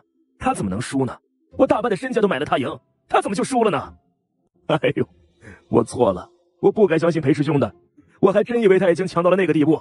整整50枚中品灵石啊，我竟然全输了。对于质疑声，作为当事人的石巡阳并没有解释，反而只当默认了那些个传言。而另一个当事人则是躺在一大堆的灵石上笑的是合不拢嘴。宁然已经大概猜到裴景玉要干嘛了，果不其然，4日他又上了挑战台，这一次的对手则是10大天骄之一，几乎认定裴景玉其实真实实力也就那样的众弟子，几乎是齐刷刷的就买了裴景玉心。然后呢，又是一场人间惨剧啊！裴景玉他赢了，接下来那几日啊，裴景玉就天天往那个挑战台跑，大有不把灵石薅到手软就不停下的意思。而宁阮则是在大师兄的牵线之下，终于见到了那2位闭关养伤的师兄。五师兄梁秀秀相貌清秀，还透着些许的可爱，见人之时呢，这小脸上泛红，整个人都有这一种怯生生的感觉。但是为人呢，好像有一些社恐结结巴巴的唤了一声小师妹之后，就一直微垂着脑袋不敢说话。七师兄颜良则恰恰相反，清俊的脸上透着一股子老子天下无敌的感觉，下颌微微的抬着，双手抱着个剑，张口就是光系灵石，你这么弱，若是以后被人欺负了，可以告诉我。那可真是谢谢你了啊！我不是故意说实话的。您可真会说话呀。我没有恶意，只是不会骗人，你确实很弱。好想把这张嘴封住，怎么办？不过你还算有我1/10的聪明，知道背个剑侠装剑修。宁软觉得吧，如果七师兄的那张嘴能分一半到社恐五师兄的脸上，那整个世界应该是能够和谐许多的。五师弟和七师弟尚有伤在身，还是先让小师妹施展治愈术疗疗伤吧。大师兄说的对，好不容易得来的疗伤机会呢，那可不能浪费在七师兄的那张嘴上。那就麻烦师妹了。五师兄梁秀秀极为羞涩地垂着个脑袋，配上那张奶得要死的脸，宁软甚至想伸手抓一下。所以说嘛，这么乖巧的五师兄究竟是怎么跟毒舌的要死的七师兄因为切磋而双双负伤的呢？七师兄就地盘腿而坐，但下颌仍旧是抬着，明明是一张颇为俊朗的脸，可他偏偏就爱用那个鼻孔看人。你虽然很弱，但能入我无敌峰，天赋自然也是极好的。既如此，你便治吧。我是奶妈，我是奶妈，奶妈是不能拔剑砍人的。深吸了一口气，宁软按照记忆之中从七爹那儿骗出来的某个光系功法运转灵力，片刻之后，他的右手便浮现出光系灵师所特有的纯白光束。宁软故作淡定的将手放到两人的上方，淡淡的佛光瞬间将两人给笼罩起来。七师兄颜良微微的皱眉，微抬下颌，朝着宁软点了点头。师妹，听说你已经是3境光系灵师了，我觉得你大可以加重治愈力度，不然这得治到什么时候啊？还不如我们吃丹药恢复的快呢。那我正式开始了。不是，小师妹，你治个伤为什么还犹犹豫豫的呀？你不是光系灵师吗？难道这么多年你就没给人治过伤？宁软还是全力施展治愈术，不过片刻的功夫，梁秀秀跟颜良的气息便逐渐开始稳固，显然他们体内的伤势确实正在飞快的恢复着。宁软终于是默默的松了一口气，看来这次他的治愈术那还是很听话的。然而这庆幸不过片刻，颜良那张骄傲的不行的脸上便出现了惊惶之色。等等，小师妹，你先停手，你确定你是在疗伤，不是暗地里想要加害我？宁软赶忙停手，故作淡定，可其实那心里面已经慌得一批了。自然是疗伤的呀。你放屁！我好不容易恢复的伤势，被你一治更严重了，这是把人往死里治啊！梁秀秀没有说话，但显然这状态也不是太好。宁软叹气，不再辩解，屈指轻扣腰间玉带，很快的就掏出了2枚灵气浓郁的青果，递到了梁秀秀跟颜良的面前。清玄果，灵气这般浓郁，只怕至少也是500年之上的。别说是500年了，就算是100年的清玄果，那也是绝佳但稀少的疗伤圣果呀。但此物由小师妹拿出来，那好像也非常的合理。毕竟小师妹那可是连雷击木都能随手掏出一大堆的人。清玄果虽然很好，但小师妹你是怎么回事啊？你不是光系灵师吗？怎么连疗伤都会出问题啊？这不行啊，你得多闭关修炼，只要练不死就往死里练。这是遇到异界犬王了。宁软抿了抿唇，反手又是2枚品质不输之前的清玄果。颜良差点没被呛住，正欲开口，便见自家小师妹竟然又掏出了2个清玄果。啥家庭啊？可真是该死呀！竟因为这种小事就责怪小师妹。师妹这么乖巧，显然不是故意的。可能是我的伤不是太配合。也就是这迟疑的片刻，他那手上呢又多了1枚品质上佳的清玄果。哎呀，颜良脸色复杂。哎呦，我真该死呀！小师妹，我承认你疗伤还是很棒的，你是名很厉害的光系灵师。我觉得整个无敌峰除了我排第1之外，你一定是天赋第2好的那个。才怪呢，他真是把这辈子的违心话都给说完了。倒也不必这么硬狂啊。其实对于自己的光系天赋呢，宁软是真的相当的有自信的。可是鬼知道什么原因，他这一施展治愈术就会翻车。虽然也不是每次都翻车吧，但是那10次总得有个8次吧。明明是治疗伤势，他那奶啊就跟那有毒似的，总是在反向治疗。所以那清玄果吧，他也是早有准备的。小师妹，别难过，这次是意外。小师妹入门这些日子，还没去宗门藏书阁领过功法吧？我觉得可能是小师妹以前的功法有些问题，或许换个功法就好了。光系灵师将人反向治伤这事儿呢，他还真是从来都没有听说过。若不是今日亲眼所见，他也是很难相信的。思来想去，那也只可能是功法的原因了，总不能是小师妹她有毒吧？宁阮越想就越觉得有道理，极其敷衍的辞别3位师兄之后，当即就寻到了无敌峰飞行灵器赤羽庵，赶向了赤天峰的主峰，藏书阁便位于此处。自入门之后，这还是宁阮第一次来此，已经背熟了门规的他，在无数弟子怪异的目光之中，毫不犹豫地通过传送阵法直奔第7层而去。不是，那人谁啊？他为什么能上第7层啊？是哪个峰的亲传师姐吧？毕竟7、8层除了各峰峰主长老之外，也就亲传弟子能上。可他都没穿亲传弟子的衣服呀。等等，貌似各峰亲传，只有雪阳峰弟子没有穿亲传服饰。挑战台那边的裴景玉师兄就从没穿过。那刚才那个也是雪阳峰的？宁阮并没有理会身后弟子们的议论，他正一脸认真地看着7层楼上自称藏书阁守门人的白发老者，语气极其的认真。我非常确定，希望前辈能给我推荐一门光系功法。老者就坐在第7层的某个角落，手里拿着一只驯兔腿，吃得贼香。哎，我说小丫头，你疯了吧？你一进来不去找功法，非求着我给你推荐。我就一个落魄到看门的糟老头子，你竟然敢让我给你推荐功法？你是真不怕走火入魔？赤天宗门规第123956条规定了，藏书阁首阁长老有责任给弟子推荐合适的功法。哎呀，这他妈哪里冒出来的棒槌？这种不起眼的门规也背？啊，看到他们了吗？人家都是由师傅推荐前来挑选功法的，你怎么就跟脑袋被门夹了一样，非得找我？怎么地？身为亲传，你师傅不管你？师傅？自从千层梯回来之后见过一面，他那便宜师傅已经失踪了好几天了，鬼知道他上哪儿浪去了。不管，连亲传弟子的服饰都不穿，你该不会也是姓柳的那王八蛋门下亲传吧？宁阮点头，并且反手从储物空间里面摸出了一坛大爹亲自所酿的好酒，递至老者的身前。前辈，有肉无酒，滋味少一半。老者鼻子动了动，飞快地拿起了酒坛，揭开了封口，阵阵酒香瞬间铺满了整个第7层，就连远处那2个正在挑选功法的亲传都忍不住朝这边投以了目光。老者瞳孔放大，捧起酒坛便是一口，然后难以置信地看向了宁阮。小丫头，这莫不是神幻国所酿制的吧？看这情况，至少也是800年之上的神幻果。宁阮果断点头，手里再次摸出一坛，又递到了老者的身前。前辈给我推荐一本呗。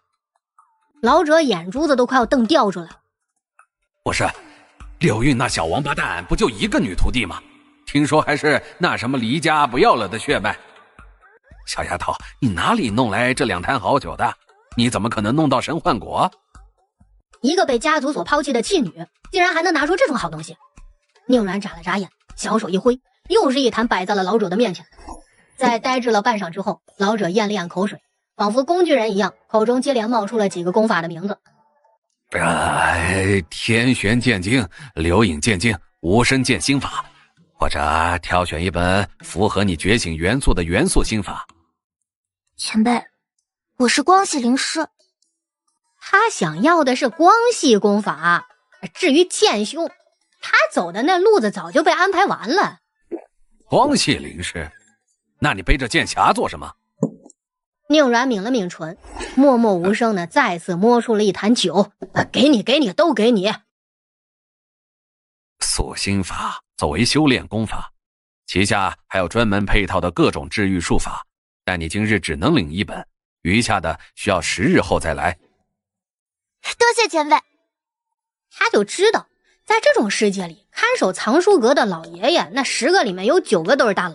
蓝星的网文小说那都是这么写的。宁阮很快就找到了塑心法玉简，老者麻利地帮他刻印完成。小丫头，老实说，这种酒你是不是还有不少？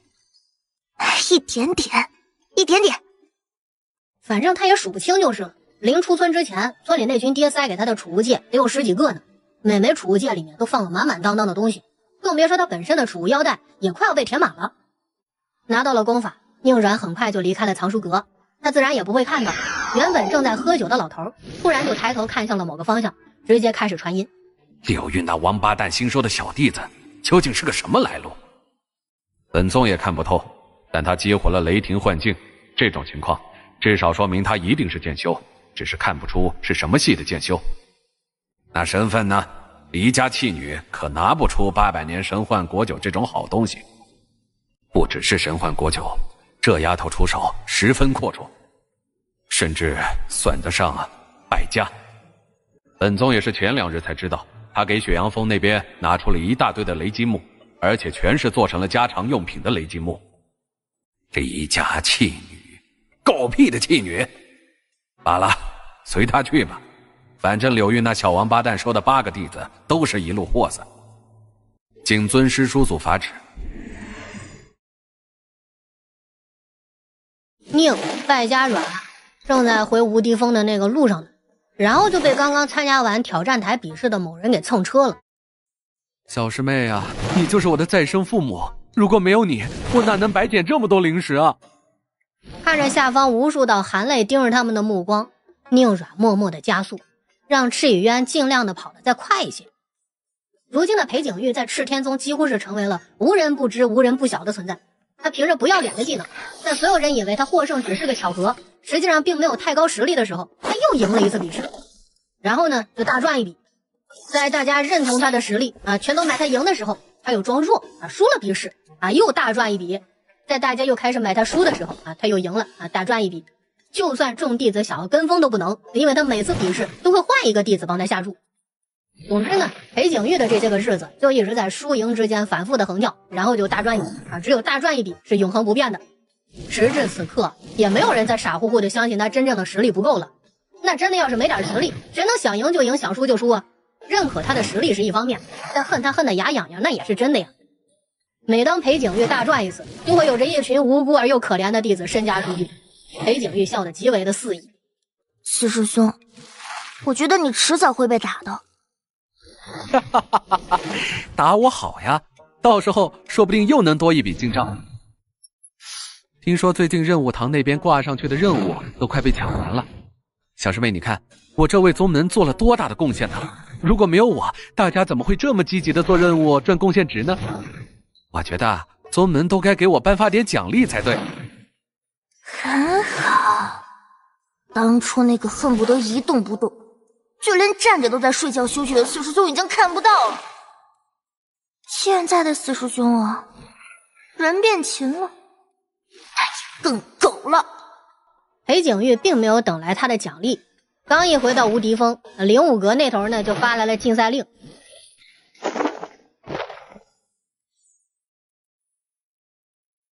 禁止裴景玉上挑战台参加比试，直到灵武阁撤令为止。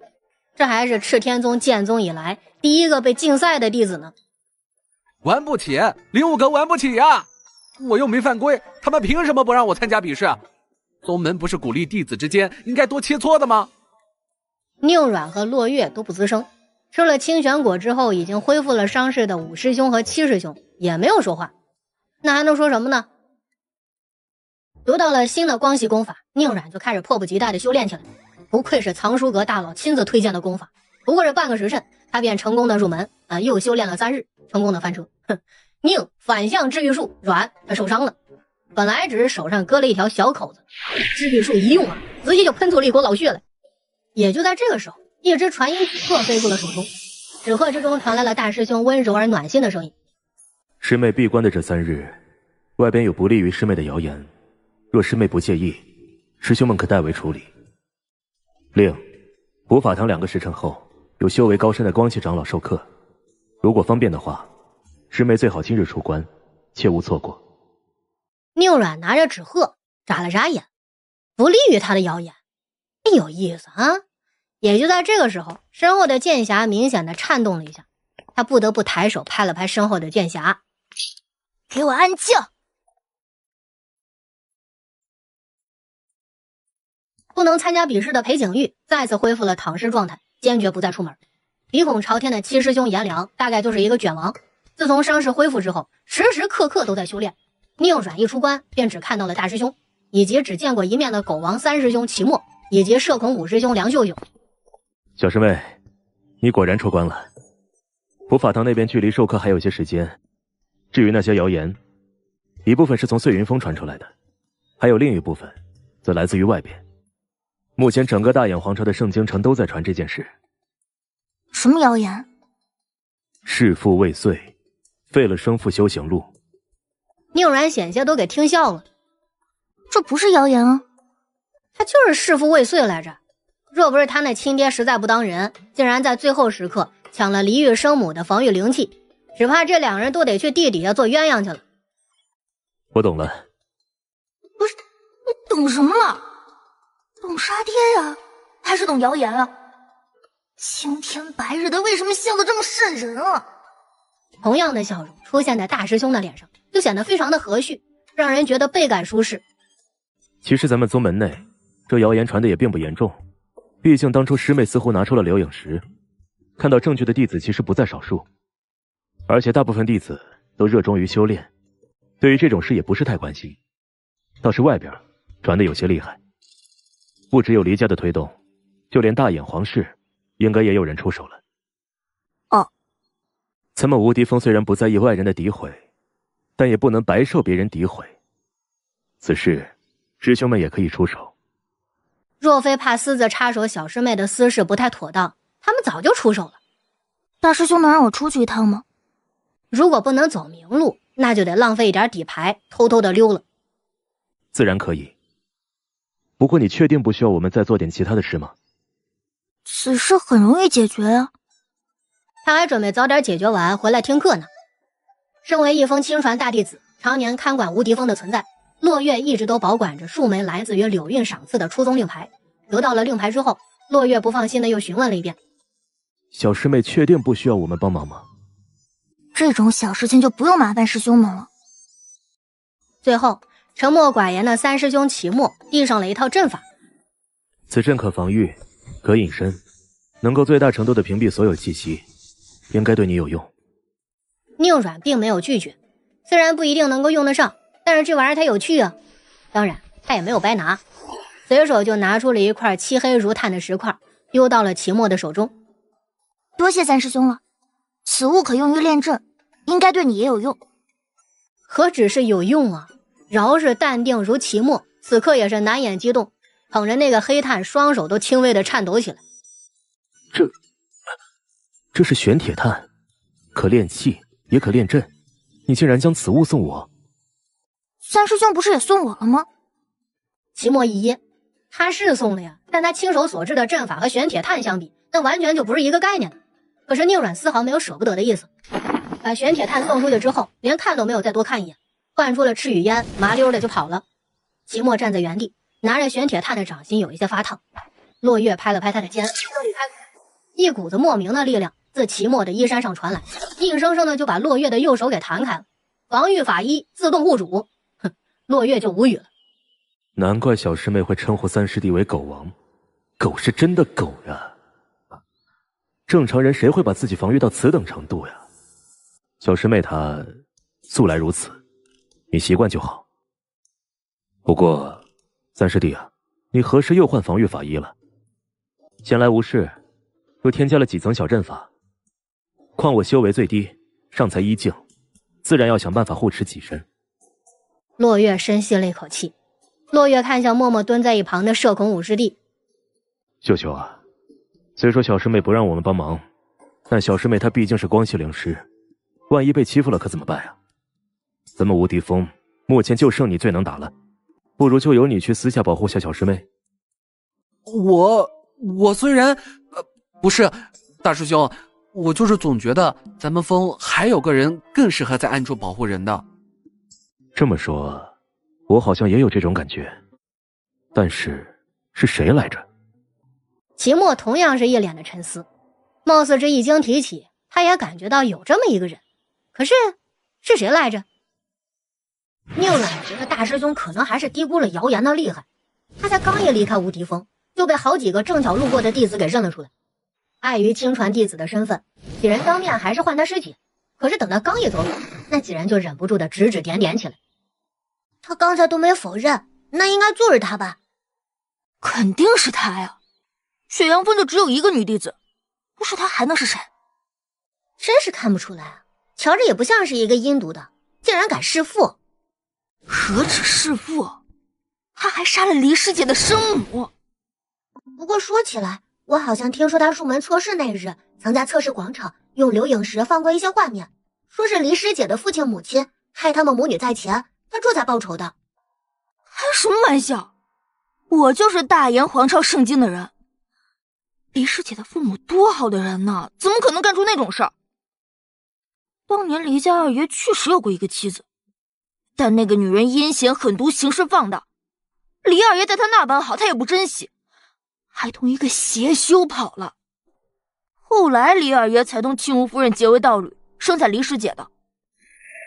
谁知道现在那女人的女儿居然回来了，还干出这种事儿，真是可怜了黎师姐。那么好的人，现在整日以泪洗面。原来如此，我就说嘛，什么留影石，就凭他一个野种，能拿得出留影石来？宁阮总算明白他那个同父异母的妹妹为啥敢这么干了，无非是估量着他只有一个留影镜，便是辩驳解释，也终究抵不过人言可畏。但是吧，他真的只有一个留影镜吗？宁阮唇角轻扯，止住了脚步，忽又驾驭赤羽渊折返回去，反手便是一颗霹雳弹砸向那几人的头顶。几名外门弟子硬是连躲都没有来得及躲开，便被当场炸得飞了出去。人虽然没事，却也是狼狈的不成样子。宁阮站在赤羽渊上，紧了紧身后的剑匣，眼眸微眯。你们中有人认识黎玉是吧？替我通知他一声呗。待会儿我就要去拆他黎家了，让他有个心理准备。黎家是大眼4大家族之一，你只是光系灵师。光系灵师咋了？看不起奶妈？宁阮轻笑出声，几人并不明白奶妈的意思，但只猜测也大不离了，没再理会下方狼狈不堪又瑟瑟发抖的几人。宁阮驾驭着赤羽渊直奔飞燕峰而去。因为挑战台的存在，飞燕峰素来便是弟子的聚集地之一。宁阮并未下去，就站在半空之中，直接抛出了当初那枚能够播放画面的留影镜，然后就毫不心疼地扔出了10枚中品灵石，环绕四周，充分保证留影镜可以循环播放画面。行云流水的一番操作之后，不等下面的弟子反应过来，宁阮便迅速地换了一个地方，又扔出了一枚有着同样画面的镜子，以及10枚中品灵石。足足扔了10枚镜子之后，赤天宗沸腾了。我的天，我看到了什么？若这画面上的都是真的，那青吴夫人和黎家二爷岂不堪比邪修了？邪修都不见得会把亲生血脉炼制成替死傀儡吧？那可说不定，看情况。黎二爷是想把雪阳峰宁师姐炼制成碎云峰黎师姐的替死傀儡。以黎二爷对黎师姐的宠爱，干出这种事儿，好像也不难想象。这也太恶心了吧！宁师姐好惨，同样是黎二爷的亲生血脉，黎师姐便自幼在父母的羽翼下，被整个黎家如珍如宝的宠着。听说她在黎家的待遇比皇朝的公主都还要好上几分，可宁师姐还未出生就遇到这种禽兽不如的生活，也不知道受了多少苦才有今日，真是不公平。现在看来，本就是黎师姐的父母该死，宁师姐报仇也是应该的。就是可惜黎师姐的生母死了，不然让她也像黎二爷一样居为被废，活得生不如死才好呢。说起来，当初宁师姐放出留影镜的时候，黎师姐是在场的吧？可她明明知道真相，为什么不站出来解释？还是说根本就是她放出来的谣言，故意抹黑宁师姐啊？一时之间，赤天宗弟子已经从骂青吴夫人和黎家二爷，到了直接骂黎玉的地步。当然，即便如此，也还是有帮着黎玉辩解的。黎师姐的父母动用邪法，确实该死，但也不能因此骂黎师姐吧？当时黎师姐都还没有降生，她父母做的事情同她有什么关系啊？黎师姐素来善良，若是他知道，肯定也不会同意自己的父母做这种事的。你们林师姐这么善良，怎么宁师姐被骂的时候，她不出来说清楚啊？他不知道多恨宁师姐呢，怎么可能出来解释啊？再说了，我从来都不觉得黎玉有多善良。去年试炼，就是因为他的善良，非要去救一只鸟，最后害得18位内门师兄师姐，还有1位亲传师兄惨死。他多善良啊，连一只鸟的性命他都在乎的不行，甚至不惜害死那么多同门也要救。哎，话说，就没人注意到刘影镜吗？这可是刘影师打造而成的呀，整整10枚刘影镜就这么挂在半空，真的没人想抢吗？宁软没管宗门内那10枚刘影镜带来的影响，他更不知道自己已经成为了不少弟子心中的小可怜，甚至脑补着他凄惨而绝望的前半生。此时此刻，他正一边吃着800年的培元果，一边朝着圣京城赶去呢。青云州共7大皇朝，除了皇朝之外，自然是还有着无数的小国，而每一个皇朝的背后，则站着一方大宗。大眼皇朝的身后，便是7大宗之一的赤天宗。赤天宗弟子前往圣京，那也算是常事。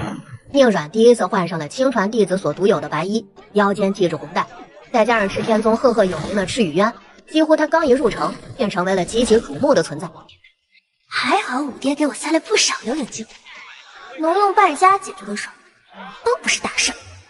宁软就站在赤羽渊上，复制着在赤天宗的大手笔，凡是人多的地方就扔一枚镜子过去，再附上10枚中品灵石。一路赶到黎家的时候，他已经又扔出了10来枚的刘影镜，就连黎家正上方他也没有放过。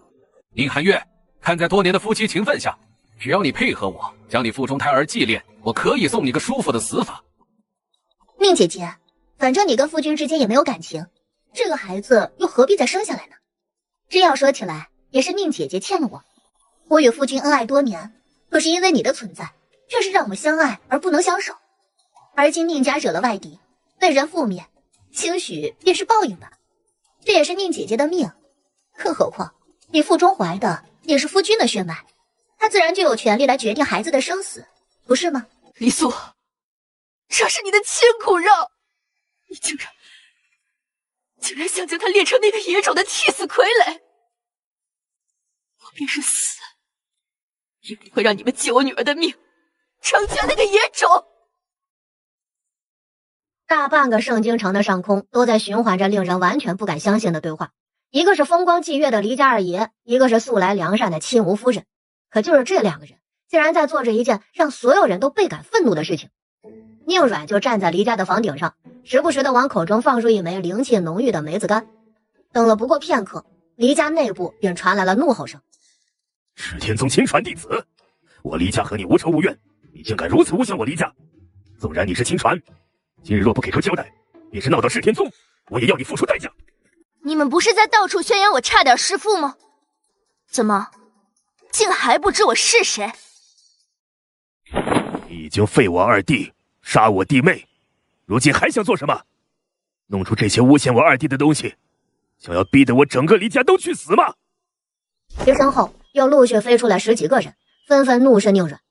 下方黎家的正门外，被人用轮椅推出来的黎家二爷，在看到宁软的那张脸之后，先是惊恐不已，很快呢便又充满了恨意，几乎快要瘦得脱相的脸上青筋毕露。孽女，当初趁你未出生时，我就该要了你的命。哦，那你可没机会了，你现在站都站不起来。本来我还觉得让你活着挺可惜的，不过现在看来，其实也不错。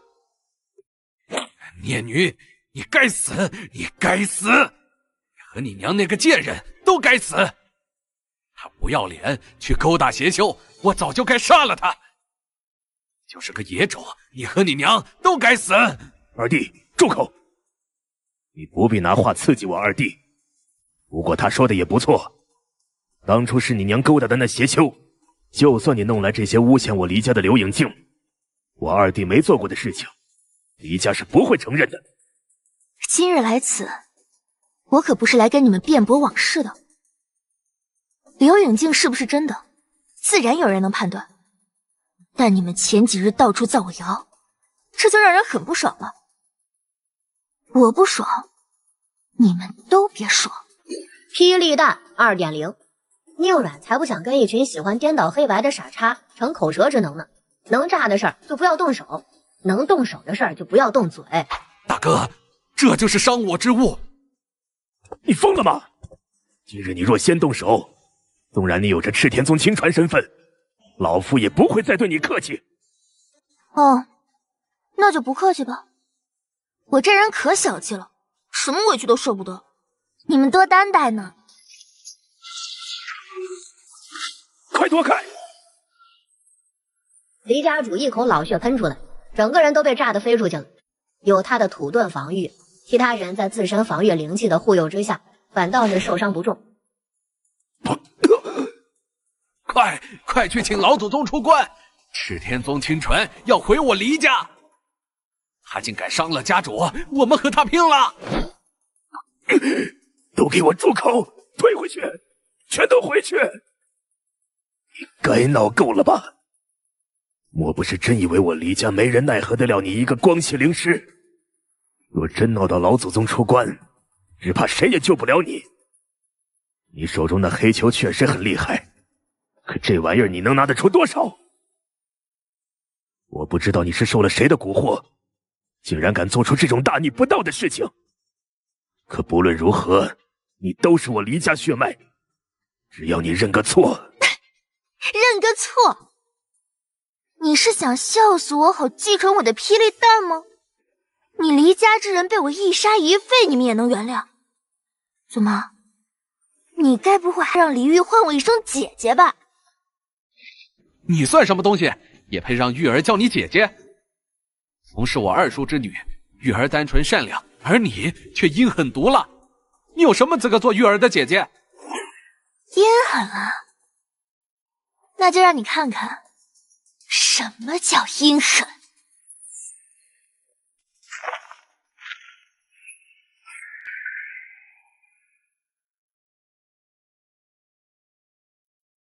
我的天哪，黎家这是怎么回事啊？我刚一入圣经，就一路瞧见刘颖静，原还想着黎家怎么没出手，感情黎家都被敌人打上门了。嘿，什么敌人？这个小姑娘应该就是刘颖静中差点被亲爹炼制成替死傀儡的那个。真是没想到呀，好个黎二爷，好个清无夫人，竟然敢在背地里干这种事儿。要不是老夫对炼器和灵机一道研究多年，只怕都得怀疑这刘颖静中的画面是假的了。也就是说，刘颖静中的画面是真的？老夫敢以道心起誓，上面的画面绝对没有作假。黎家这也太不要脸了吧！前几日圣京城内还到处抹黑黎二爷先头的那个道侣来着。若刘颖静中是真的，那黎家简直就是恶心至极，竟然还想包庇黎二爷。可不是，现在也是活该。就是这小姑娘，虽仗着那黑球砸得黎家不敢冒头，可等此物扔完，小姑娘只怕走不出黎家了。我听说呀，黎家正在闭关的老祖，听说都有2位，更别说还有外出游历的。那小姑娘肯定不是对手。外间的议论，黎家内部修为高深的长老们，那听的是清清楚楚。而上方呢，那个可恶的死丫头还在往下砸着那个黑球，防御大阵眼看着就撑不住了。家主怎么办？我堂堂黎家就让她一个尚且才3斤的光系小丫头给逼成这样，今日之后我黎家怕是要成整个青云州的笑话。2位老祖宗那边怎么说？他们能出关吗？老祖没有回应。三祖说什么？三祖说此事是二叔做的不对，是我们欠了那个野种的。黎家不到危机存亡之际，他不会出手。大哥，老祖们不管便罢了，我黎家还拿一个小丫头没办法了。实在不行就动用剑符，就算他有那黑球也能将他一击毙命。我早就说你应该直接杀了他，可你偏要顾及他什么亲传弟子的身份。玉儿都说了，那个野种拜入的雪阳峰早就落魄了，听说赤天宗好几位长老都建议废除此峰的，你何须顾及那么多？再说了，那个野种是我的血脉，我想要他的命他就该给我，赤天宗也管不了。你闭嘴！轰的一声，防御大阵终于是支撑不住了，被霹雳弹成功炸毁。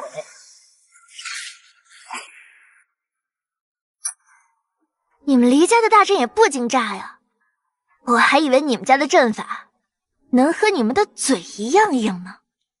你，黎家弟子悲愤欲绝，屈辱至极，可偏偏又对那个死丫头的挑衅无可奈何。他们倒是想不顾一切的冲上去拼了算了，可是一看到对方手中那抛来抛去的黑球，心一下子就凉了。你说你拿什么拼呢？你压根儿就拼不过呀。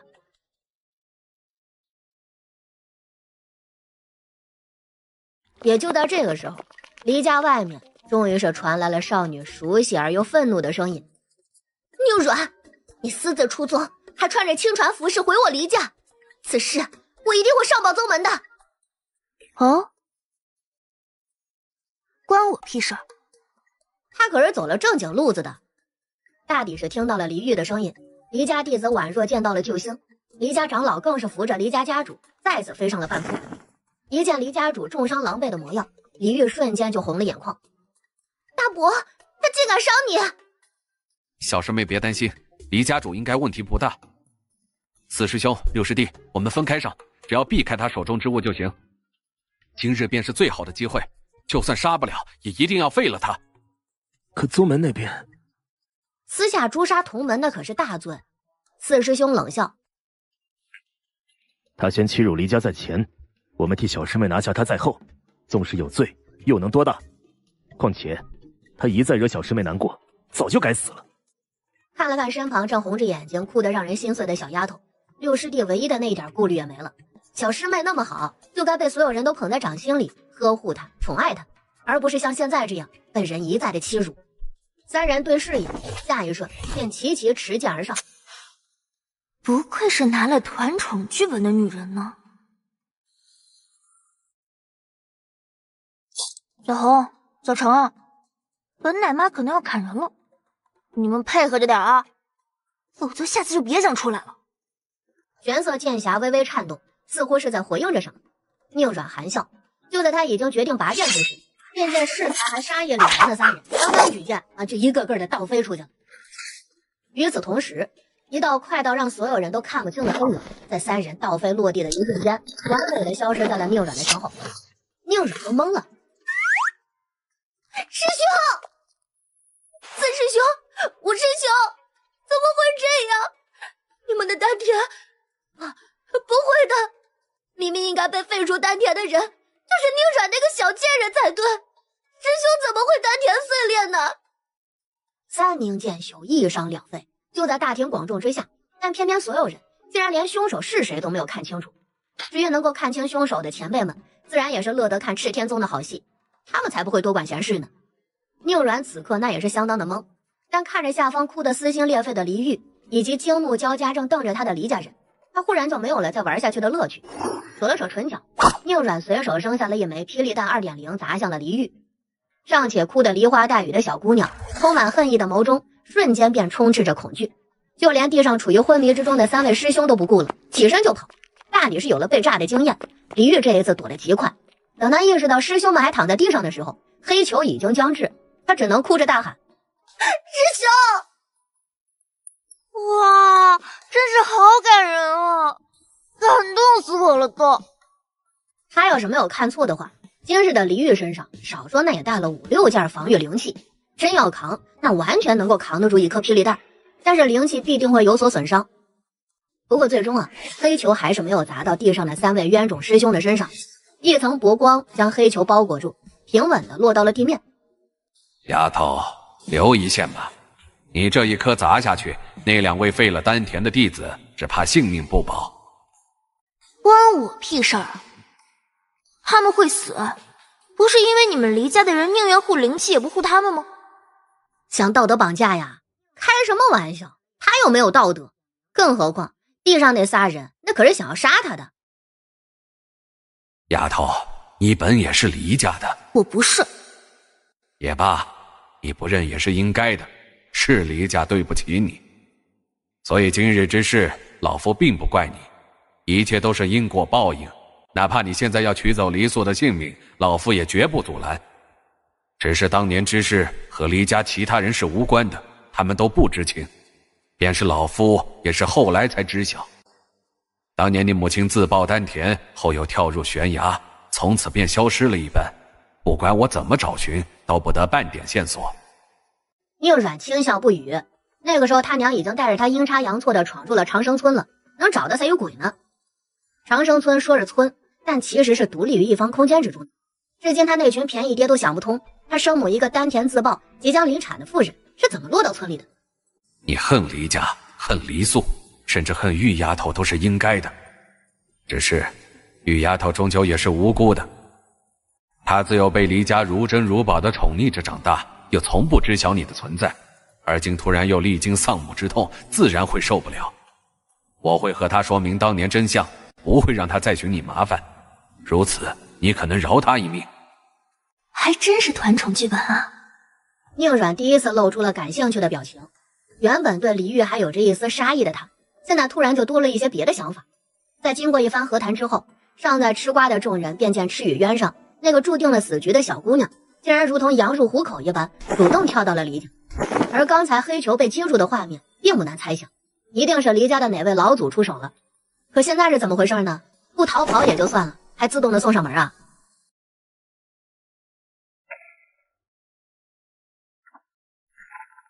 想打我？来啊！怎么，明明都想杀我，又不敢上前？哦，我知道了，你们是怕我的霹雳弹吧？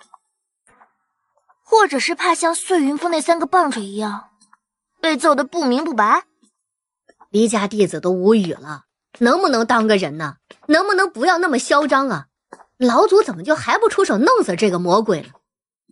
黎家主同样蹙着眉，直到耳边传来自家老祖的声音：将属于宁家的灵气归还给他，属于宁家的东西他都可以拿走。黎素，给宁寒月灵位磕头，并忏悔当年做下的错事。老祖，你怎么可以？这不就是间接的承认了刘影镜中所记载的事吗？怎么可以承认？怎么能承认啊？糊涂！以为此事是你不想承认就能不承认的吗？刘影镜中画面的真假能判断的人不少，你能将所有人都除尽吗？瞒不了的。唉，错了就是错了，你杀得了一个知情人，却杀不尽天下人。事已至此，你最好求着那丫头，让她早日取下刘影镜，也能让我黎家少丢脸一日。黎家主失了魂一般，呆滞在原地。黎家的正厅之上，宁阮拿出了生母的牌位，丹田和双腿全部被废的黎家二爷，如同木偶一般被人扶下了轮椅，狼狈不堪的跪趴在牌位前。李煜几次想要冲过去，都被人给拦下了。他想要张口，但喉咙还没有发出声音，就已经被老祖用手段给暂时的封住。他只能眼睁睁的看着黎素屈辱的给一方灵位低头。是我错了，我该死，我不该干出那些事儿，是我对不起你们母女，我有罪。够了吗？满意了吗？还挺满意的，就是可惜我母亲没能亲眼看到。听到了吗？是他和你母亲有罪呢。你要是再对外瞎说，下次我可就砰，直接开炸了。宁阮笑盈盈的收好了牌位，再接过黎家亲自递过来的储物袋，就在黎家众人又恨又气的目光之中，大摇大摆的坐上了赤羽渊。对了，我的灵隐镜就先挂着吧。你们若是不动，等灵石中的灵气耗尽，它自然便停了。可你们要是敢取下一个，我便再挂上2个。反正这玩意儿我还有不少呢。丢下最后一句嚣张的话，宁阮终于是驾驭着赤羽渊远去了，只留下黎家众人大眼瞪小眼。好半晌，才有一个弟子怒声喝道：“他什么意思？难道别人取了刘影镜，他也要算在我们头上？这简直不要太离谱啊！那他妈是刘影镜啊，谁看了不心动啊？不想抢才有病吧？”从今日起，离家弟子轮流守护刘影镜，保证他不被人抢。现在挂上去的刘引镜就已经够多了，这要是再成倍的挂上去，只怕要不了多久，真就传的整个青云州都知道了。我们这么做真的对吗？今日之后，只怕那群小辈被打击的不轻啊。我现在只后悔，早在当年我们知道那件事后，就不该包庇黎素夫妇的。我们知道那件事时，为时已晚，韩月母女已经出事，你我都曾寻找过，也是不得踪迹。再加上玉丫头的出生，若是真的处置了黎素夫妇，那玉丫头又该怎么办呢？我们也是没办法，只能将错就错。只是没想到15年后那个丫头又回来了，她对黎家这怨气可是不小啊。当年韩月身受重伤，后又自爆丹田跳入悬崖，按常理来说，能平安生下那丫头就已经是个不可能的奇迹，必不可能在生下孩子后还能保住性命。若是如此，那丫头哪怕是被别人养大，对黎家的恨意也不该这么深才是。除非我只是想到一件事，当年那丫头尚在韩月腹中时，我就隐约感觉到她在吸收灵气，后来想再仔细查看她们母女，便出了事。所以我怀疑那丫头可能尚在腹中时就已生了灵智。不会吧，天生灵智，这样的人物恐怕已经算得上天才之中的天才了。可那丫头虽然天赋不错，却也只是个光系灵师啊，不可能的。我也只是猜测，没有实据。此事确实太过荒谬，应该不可能。此刻的宁阮已经成功离开了圣京城，半途中呢，也有3、5个鬼鬼祟祟跟上来的。宁阮能够感应到，但是并不在意。果然，没过多久，那几个不怀好意的跟踪者就好像人间蒸发一样，忽然就消失了。宁阮本来还打算看看黎家交出来的储物袋，此时也是打消了念头。他抬手撑着下颚，朝四周望了一眼，忽然悠悠的出声：“出来吧，帮了我一路，难道不准备露个面？”无敌峰六弟子燕安，小师妹好。六师兄，等会儿，他好像终于想起来自己一直以来为什么总觉得遗忘了一点什么了，可不就是六师兄吗？貌似这么久以来，不管是大师兄还是其他的师兄，竟然都没有提起过六师兄，而他甚至也没有对此产生过丝毫的疑问，就好像他们无敌峰除了尚未回宗的二师兄之外，所有人都已经到齐了一样，他都没有察觉到还差个人呢。回头的一瞬间，宁阮终于是将面前这位自称六师兄的人给看了一个清楚。来人一袭玄衣，明明是芝兰玉树一般的人物，却又是总透着一股子清冷之感。宁阮的目光看向他腰间的2柄短剑，双目不禁微眯。之前果然是师兄出手，击退了碎云峰那3个冤种。冤种？他们拼命相护之人，将他们随手弃之，这还不是冤种吗？是冤种。大抵是观点达成一致，两人瞬间关系近了不少。只是宁阮的目光仍旧怪异。为什么怪异呢？那自然是他明明已经盯了对方这么久，可只要一移开目光，他脑中便完全没有办法还原这张脸，甚至是这个人。六师兄是刚回宗门，顺便来救我？不是，我一直在无敌峰闭关，今日刚出来，今日是特意跟你出宗的。我听到大师兄说你需要保护，所以我就来了。不是，你明明都一直在宗门，怎么会被人遗忘的这么彻底啊？宁阮觉得很离谱，但又说不出怎么离谱。可是大师兄他们没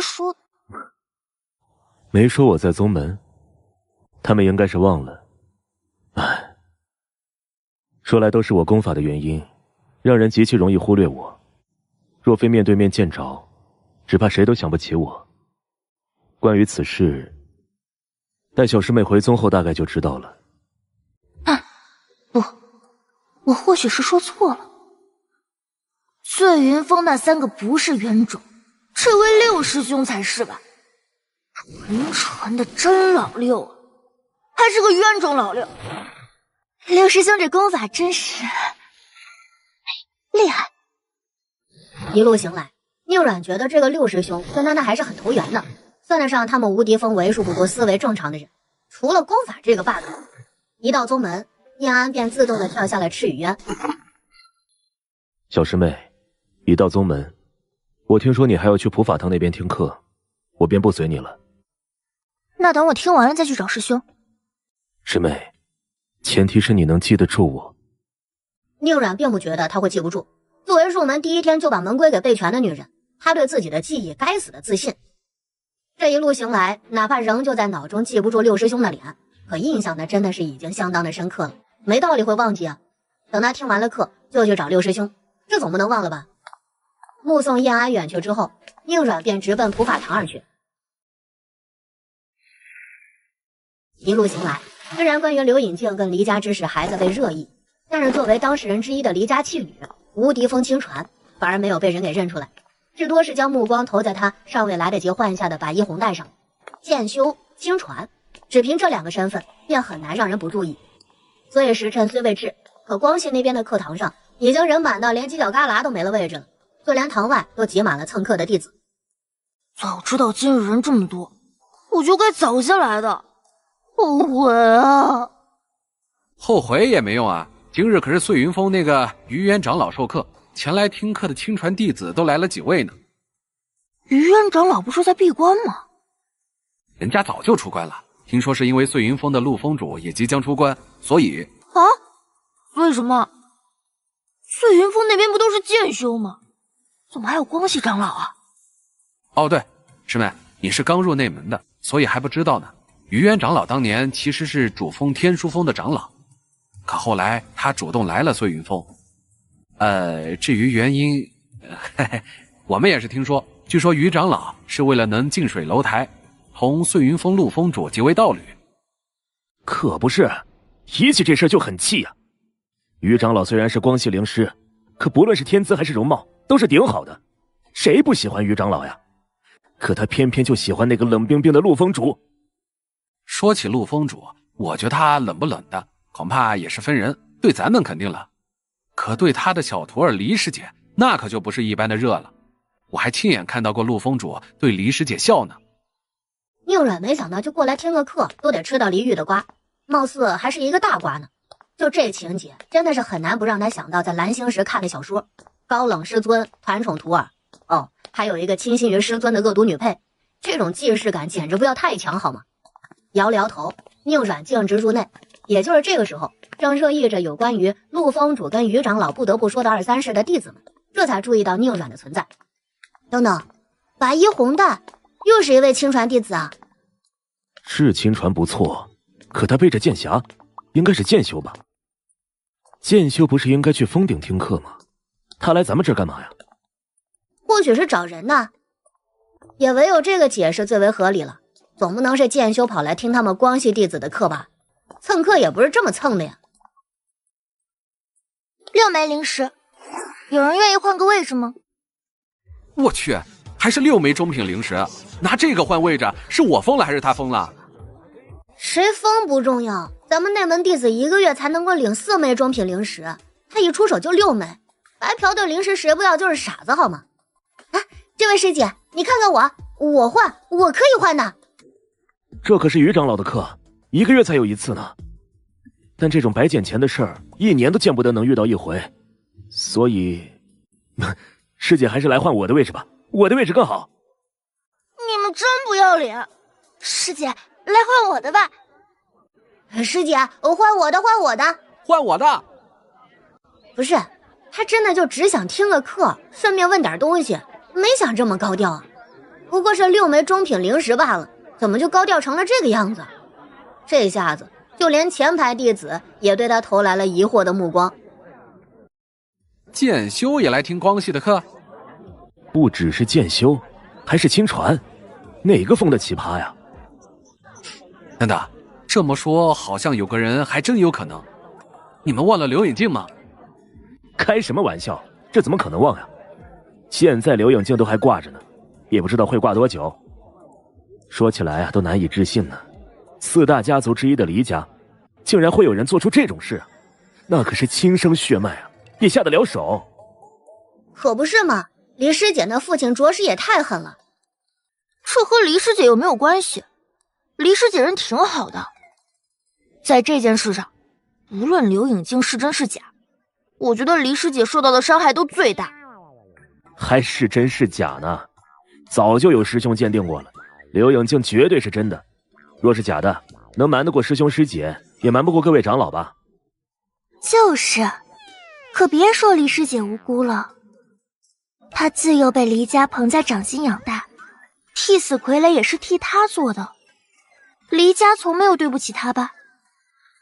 而今黎家出事，她就什么都不用承担了？等等，我要说的不是这个，我是想说，你们忘了那些见过宁师姐的人怎么说的吗？她好像就是光系灵师，但一直背着剑匣。此话一出，宁阮能够感觉到那些汇聚在自己身上的目光变得怪异起来，有同情，有探究，有震惊，什么都有。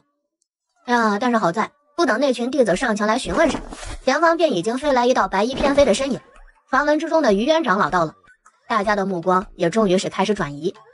宁阮同样是抬眸看了过去。今日所授为群体治愈术。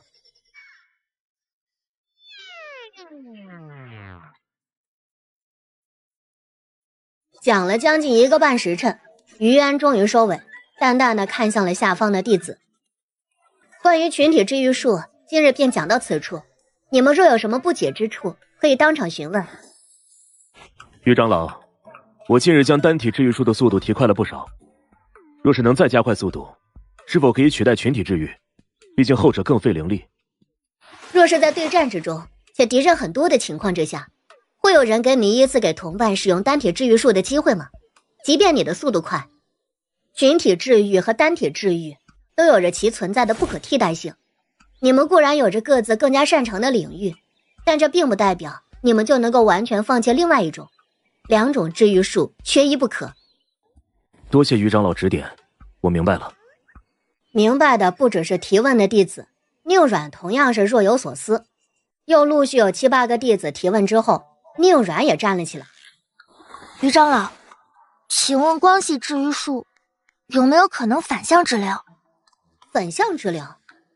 于安明显一愣，下方的众弟子也同样是露出了疑惑的表情。宁阮忽然就有一些慌了。难道说大家都没有过反向治愈这种情况发生？就是一用治愈术，伤者的伤势反而加重。宁阮的话音一落，就有着数道从心的扑哧声响起，那很明显就是憋不住了，正在嘲笑他呢。就连清冷的宛若9天仙子的于安，那也有着片刻的呆滞，然后呢，唇角就开始微微的抽搐，似乎是在控制着什么。那个，你说的这种情况我从未见过，我所认识的光系灵师想必也未曾见过。其实治愈术又怎么可能会让伤势加重呢？若真是如此，那我等光系灵师也不会被同道称作为攻击力最低的修士了。可不是，要是治愈术不能救人，反而伤人，那还算什么奶妈呀？这个道理宁阮何尝不知啊？可问题是，他真的总是反向奶人呐。堂内听课的弟子还顾及着长老在此，不敢太过冒犯，而堂外蹭课的众人在听见宁阮的问题之后，根本是连忍都忍不住了，全都笑出了声。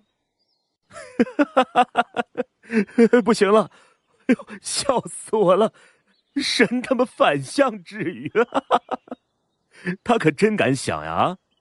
要真是如此，咱们光系灵师以后出去，谁还敢让我们治疗呀？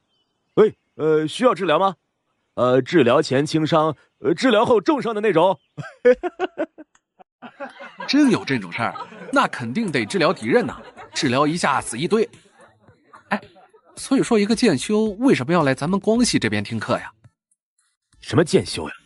刚才我可是隐约听到里面有人说，他很可能就是雪阳峰亲传，就那个到处挂上刘影镜的那个宁师姐。哎，被嘲笑了，伤害10%，别人都不会反向治疗，只有他会把队友给治死，伤害瞬间是10000000000啊！于长老，如果真的出现这种情况，会是什么原因导致的？虽然被嘲笑，但是一想到自己想做第一奶妈的梦想，宁阮只能是故作淡定的再次询问。于渊这一次是真的愣了半晌，然后目光就落于他身后的玄色剑匣之上，眉头微皱。你是剑修，哪个封的？无敌封，光系灵师。无敌？感情这就是今日凭着刘隐镜闹得整个赤天宗都在议论的离家弃女，柳韵的小徒弟。原来是你啊！于渊很快便恢复常色，无论如何，只要不是剑修，就不算是故意的找茬儿。哪怕是因为对方连累的碎云峰也丢了脸面，可是身为授课长老，让他当面针对，他也干不出来这样的事儿啊。你的问题我回答不了，无论是什么原因，治愈术就是治愈术，治愈术是不可能伤人的。如果是功法出了问题，那也该是伤己在前啊。那如果在治疗时并未伤己，只伤人呢？于渊现在真的是有点怀疑对方是故意来找茬的了。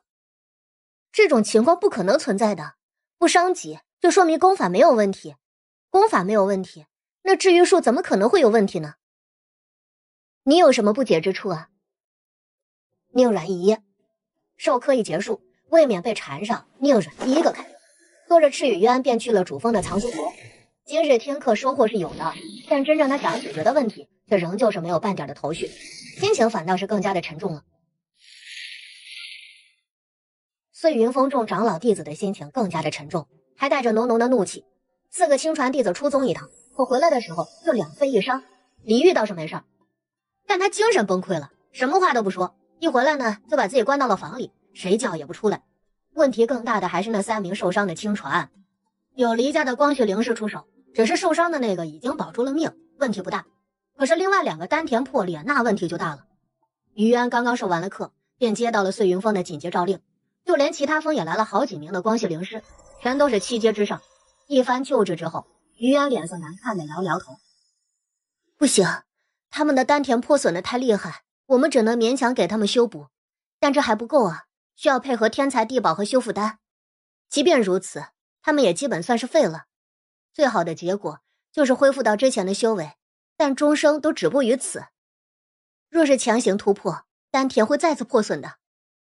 于长老说的不错，我们尽力了。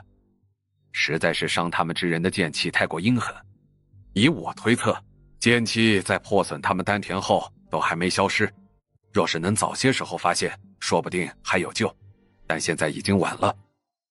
究竟是何人伤了他们？下手这么狠，他们还穿着我赤天宗亲传弟子服饰，就敢动手？这是在挑衅我们赤天宗。听到几名光系灵师的质问，碎云峰除峰主之外修为最高的陈长老愤然摇头。暂时不知是谁动手，但和雪阳峰柳韵那个小徒弟有关系。什么？不会吧，他只是光系灵师啊。虽然总是问什么反向治疗这种不切实际的问题，但光系就是光系，他总不能真的从剑匣里面拿出剑，废了他们碎云峰的剑修亲传吧？自然不是他亲自动手，但和他也脱不了干系。陈长老满脸怒容，很快就将圣京城内发生的事情说了一个清清楚楚。陈长老是说，他一个修为才3境的光系灵师，只凭着那神秘的黑球，就压得整个黎家狼狈至极，就连防御阵法都炸破了。他究竟有多少刘永镜啊？在咱们宗门都放了10枚，怎么还能在圣经放那么多呀？她不是黎家弃女吗？为什么看上去比黎家还要富裕啊？天书峰藏书阁，在来之前，宁阮就换上了长穿的青衫，熟门熟路的通过传送阵直上7楼。仍旧是那个角落，仍旧是那个老者，同样口味的烧烤熏兔腿，直看那宁阮都有一些饿了。小丫头，你又来做什么？上次不是说了吗？你只需找同素心法配套的治愈术就行，用不着我这个老家伙给你推荐。老者懒洋洋地瞥了宁阮一眼，一手兔腿，另外一只手则拿着他赠送的神幻果酒。前辈，你误会了，我只是过来送酒的。说着，他毫不心痛地当场便掏出了5坛酒，笑眯眯地放到了老者的面前。不是，你这丫头是不是脑袋被门夹了？我真的就一看门的，你送我东西也是白送。我又不像那些个封主长老的，人家手里有实权，能耐着嘞。宁阮很想回一句，你可能手里头没实权，但是呢，你是藏书阁的大佬啊，给大佬送酒那总不会错的。最重要的是呢，前辈，这种酒我有很多，太多了，放在储物空间也是占位置。老者一噎，宁阮还真就是过来送酒的。送完了酒，便自顾自的去拿了塑心法配套的治愈术。老者神情复杂的给他印刻到玉简上，接过玉简，宁阮又壮硕无意的提起：前辈，你有没有见过反向治疗？大概就是一用治愈术，就让伤者伤势加重那种。没有，滚滚滚！宁阮扯了扯嘴角，麻溜的跑路。等到他彻底的离开，老者才将面前的神幻果酒给收好。该死的臭丫头，比柳玉那王八蛋倒是讨喜多了。说着，他便懒洋洋的换了一个姿势，然后就直接给申宗主传音：圣经之事，黎家那边都不准备追究，咱们也别管。至于碎云峰那两个丹田废了的小家伙，原也是他们对宁丫头动手在前，罚可以，但两边同罪。师叔祖，我都看到了，姓宁的丫头又给你送酒了，是不是？哼，姓申的小王八羔子，你整天闲的没事，净监视我这个看门的老家伙是吧？师叔祖，你误会了，我哪敢监视您老人家，只是觉得那丫头也未免心太大了些，才刚在圣经闹出那么大的动静，结果一回来，不说去向落月这个大师兄回禀，竟还心安理得的跑去普法堂听课。哼，人家为什么不心安理得？碎云峰那几个可是奔着要人家命去的。师叔祖，就算那丫头和碎云峰的几个同罪，可还有个躲在暗处的呢。据说真正伤人的就是此人。无论如何，我赤天宗的弟子在穿着宗门服饰时还被别人击伤，这就是挑衅。那丫头和碎云峰的几个可以算是私下同门相斗，但伤人的那个可不行。我赤天宗弟子只要穿着宗门服饰，便谁也不能动，动了就得付出代价。啊，那你就罚吧，也不用派人去找凶手了。伤人的那个也是咱们宗的小家伙。说起来，那个小家伙还真有点意思，就是对同门出手太狠了些，该罚。不过碎云峰那几个自从黎家小女娃入门后，便一个比一个蠢，跟失了智似的。黎家女娃说什么他们就干什么，就因为黎家女娃一句话，他们就要杀同门。陆玄元是怎么教弟子的？这下子把申宗主都给整得无语了。宁阮回到了无敌峰，第一件事便是找了落月。圣经的事我已经知道了，不止我，现在只怕各峰峰主长老都知道了。唉，难怪小师妹之前说此事容易解决，原来是这么解决呀。就单纯靠法宝灵气砸的，这种手笔，那除了小师妹，只怕是谁也干不出来这种事儿了。宁阮和落月还说着呢，一只来自于主峰的传音纸鹤就飞了过来。传雪阳峰大弟子落月，6弟子燕安，8弟子宁阮速至天书峰主殿。纸鹤的传音刚落，宁阮便呆滞在原地。难怪自普法堂出来之后，他一直感觉忘记了什么事儿呢，但具体什么事儿又完全的想不起来。直到现在，宁阮终于是恍然大悟，他可不就是忘了事儿吗？他把六师兄给忘的是干干净净，丝毫就没有想起来听完了课就要去找他这事儿。如果不是传音纸鹤提到了六师兄，只怕，哎呦，宁阮都不敢想。不只是他，落月都愣了一下，旋即拍了拍额头。哦，想起来了，就是六师弟回来跟我说你在圣经发生的事儿的。但是说完之后吧，事儿是记得清清楚楚，说事儿的人那是完全没有记忆呀，甚至都下意识的不会去思考这个人。小师妹，果然如我所料，碎云峰那边去告状了。哦，小师妹不担心？为什么要担心啊？我又没错。宁阮不解的抬眸，反正赤天宗如果拉偏架的话，他大不了跑路就是了，又不是什么大问题。他可是整个长生村唯一的宝呢，那怎么可能不带点后手就出来呀？不担心就对了。我无敌峰的人，自然没有平白受委屈的。走吧。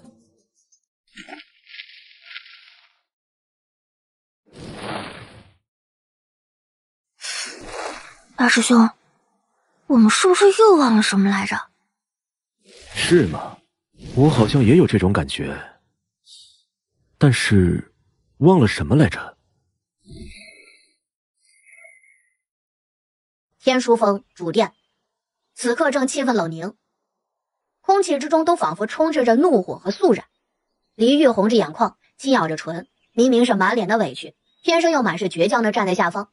碎云峰亲传一伤两废，除了仍在闭关的大弟子8弟子，以及出门历练的7弟子之外，作为2弟子的石熏阳和3弟子的诗海都过来了。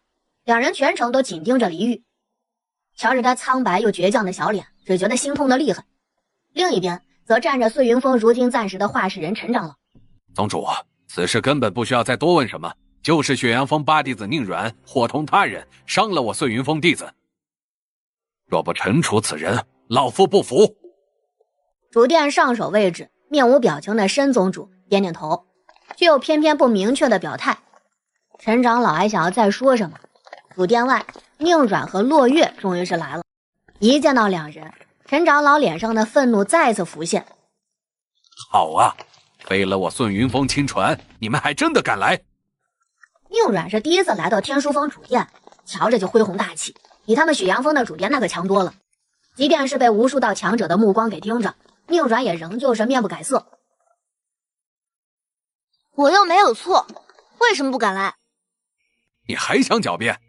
今日去圣京城大破离家防御阵法的人不是你，让人伤我碎云峰亲传的不是你。炸防御阵法的是我，可离家老祖都不介意，你介意？至于让人伤碎云峰弟子的人，那不是我，我可没让啊。而且就算真是我让伤的，那不也很合理吗？你们碎云峰亲传跟狗似的，莫名其妙就要杀我，我一个光剑灵师打不过，还不许别人帮我了。说到此处，宁软还愣了一下，是谁帮他的来着？哎呀，片刻之后，他终于是反应过来了，自己好像又忘了，帮他的不正是六师兄来着吗？不过六师兄嘛……落月也想到了什么，两人下意识的对视一眼。完了，糟糕了，忘了通知老六了。原本陈长老还只是愤怒碎云峰弟子被废一事，但现在凭着宁软一句碎云峰亲传弟子像狗，好嘛，这新仇旧恨又多了一桩。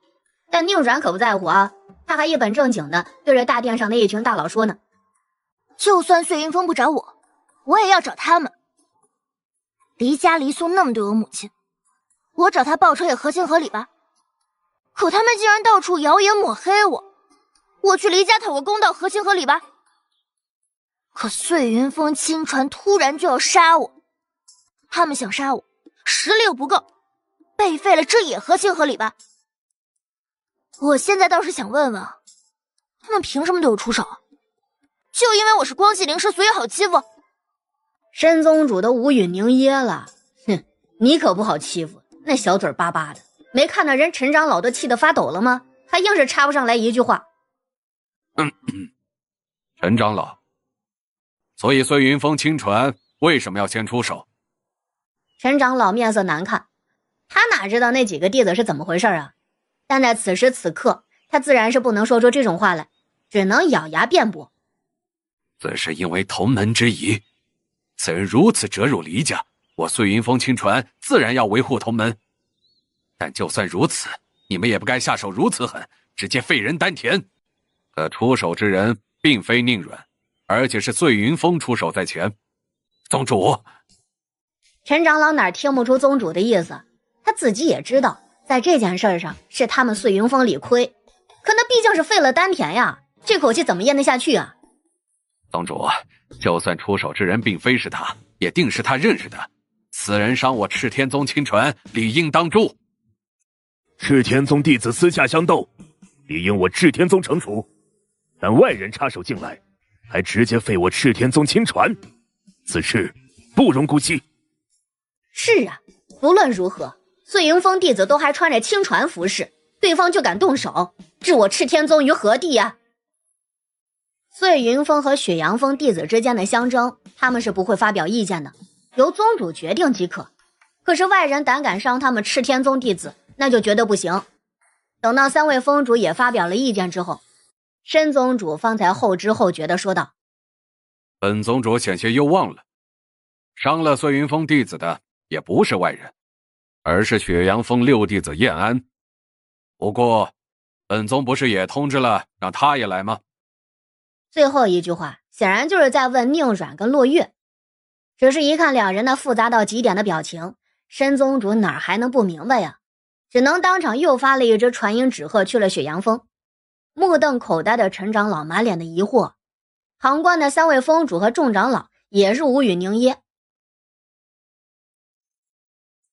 很快的，一袭黑衣，腰间插着两柄短剑，气质清冷的燕安终于是到了。一见到他，宁阮脑中所有的记忆瞬间就回笼了，落月也温和了神色，还略带尴尬。那个，之前走得急，所以忘了通知六师弟。大师兄不必内疚，已经习惯了。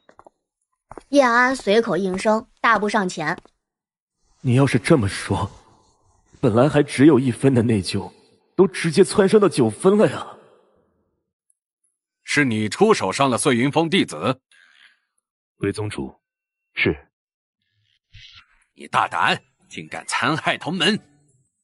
没有残害，只是当时情况危急，我若不出手，小师妹必死于他们3人剑下。情急之下出手，自然难以控制。该不会有人觉得碎云峰亲传全是废物，我六师兄以1敌3还能收敛自如吧？申宗主都无语了。哎呦，你可闭嘴吧！不说别的就凭这张嘴，他好像都能想象到碎云峰3个亲传为什么要突然之间拔剑了。你竟敢如此辱我碎云峰！陈长老显然是真的被气到了。哼，辱都辱了，那还能收回口吗？宁阮坦然迎上碎云峰一群人的憎恨目光。申宗主终于是轻咳一声，再次出声：好了，今日之事本宗已大致清楚。雪阳峰、碎云峰2峰弟子皆是为同门之谊出手。宗主不管是因为什么，我碎云峰弟子都被废了丹田了呀！碎云峰弟子出手在前，本应该承担过半之错，但雪阳峰弟子出手狠辣，也应承担过半之错。所以2峰涉世弟子6人一并罚入赤焰崖看守2个月。另外，碎云峰那2名丹田受损的弟子，可由门中支取资源修补丹田，待身体无恙再去领罚也可。各位对此可还有意见？陈长老跟碎云峰的人自然是都有意见的，但是另外3位峰主已然点头，颇为认可宗主的决断。其他的长老们也纷纷说道：宗主说的不错，理应如此。现在这群孩子一个个的脾气也是真的大，一言不合就动手，早该去赤焰崖定定性子了。已经被宗主拍板敲定的事情自然是无可更改，但是看着李煜一脸惊恐的表情，2师兄石巡阳跟3师兄石海那心都快要疼得碎掉了。就在申宗主准备离去的时候，石巡阳终于是忍不住开口求情：宗主，我小师妹是无辜的呀，她从头到尾都没有动手，反倒是宁阮险些炸伤她。再加上小师妹这几日因3位师弟的事心神大伤，她根本受不得赤焰崖之苦呀。石巡阳的话音一落，就连陈长老都给惊得呆住了，连忙朝他使着眼色：宗主，巡阳只是关心师妹太过情急，待回去后我自然会惩处，望宗主宽恕。陈长老是真的不明白这段时间这群曾经让他无比看好的天之骄子们，那一个个就跟失了智似的，他都不敢当场质疑宗主的决断，一个亲传，你哪来的胆子？申宗主微眯着眼眸看向了石巡阳，神色不明：怎么，你觉得本宗的决定有问题？弟子不敢。石巡阳心下一颤，但是在看到小师妹通红的双目之后，还是硬着头皮说道：只是小师妹在离家之事上无辜，今日这件事她也未曾动手。如果宗主一定要罚，弟子可以带小师妹受罚。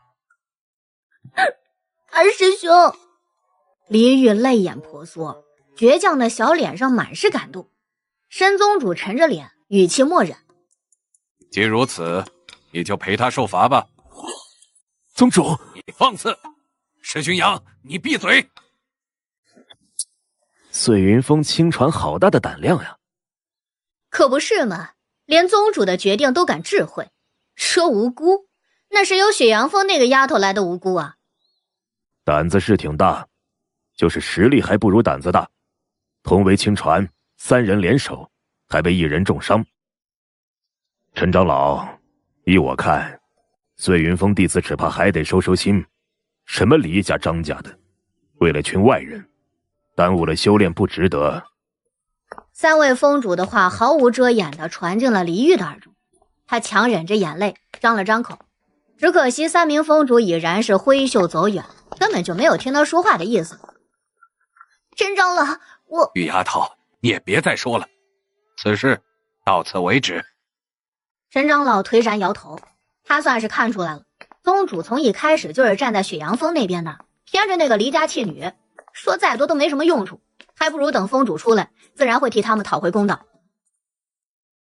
小师妹，你认识宗主？算不上认识吧，只是有过一面之缘。你知不知道你刚才错过了什么？错过了挨雷劈。你跪下，拜本宗为师。不拜，我已经有师傅了。再加上他拒绝了对方的收徒请求。如果不认识，我为何感觉宗主在偏帮于你？宁阮一愣，偏帮还罚他，那说明还是偏的不够。大师兄，一定是错觉。所以说那个赤炎崖是什么？碎云峰那几个好像挺害怕的。哎呀，我都忘了和你说了，赤焰崖下其实是一片天生的火海。反正赤天宗尚未建宗时，火海就已经存在了。据说在火海中还藏着几种异火，可这么多年也没人找到。总之，赤焰崖虽不算危险，但也挺难熬的，所以在咱们赤天宗任务排行榜上，一直是贡献值较大的任务之一。当然，师妹是要去受罚的，所以没有贡献值。宁阮一噎，习惯性被忽略的燕安也是无语。有点懂了。只要没危险就行。宁阮点点头，难熬什么的他是不担心的，反正他空间里面什么都有，再难熬那也亏待不了自己。赤焰崖下的火海并不稳定，有异动的风险，所以小师妹还是要有警惕性。大师兄刚才不是还说没危险吗？没危险是真的，但也不是完全没危险。赤焰崖下的火海已经100年没有产生异动过，甚至还有长老来此炼丹炼气，只是以前并未异动，却没人敢保证它一直不会有异动。那话要是这么说可就不礼貌了。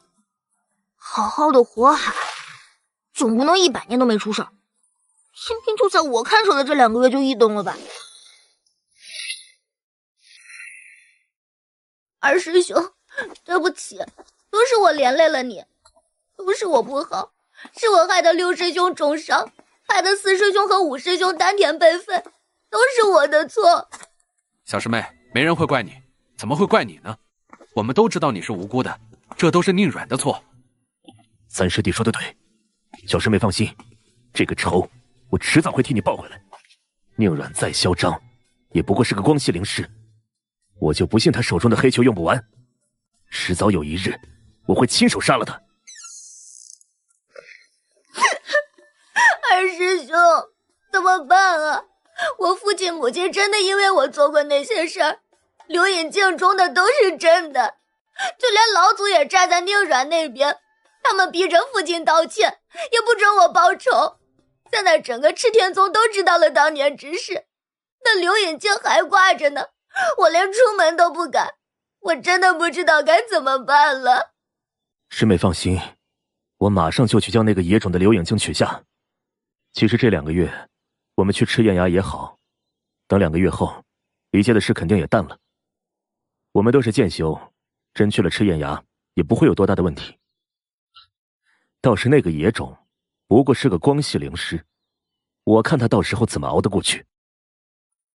安慰好了小师妹之后，石巡阳第一件事就是对某个刘隐镜动手，然后才刚刚挥剑的他就被阵法给当场吸了进去。石巡阳都傻了，刘隐镜外面还在反复吃瓜的弟子也傻了。哎，刚才那个是碎云峰的石师兄没错吧？是的，没错。没想到这刘影镜身边的阵法竟然这么厉害，连石师兄都抵挡不了，真是可怕。近日已经有不少弟子想对刘影镜动手，结果全被吸入了阵法中，到现在都还没出来呢。话说这阵法究竟是何时布置的？不知道啊，但这也太损了，竟然将阵法布置在刘影镜附近。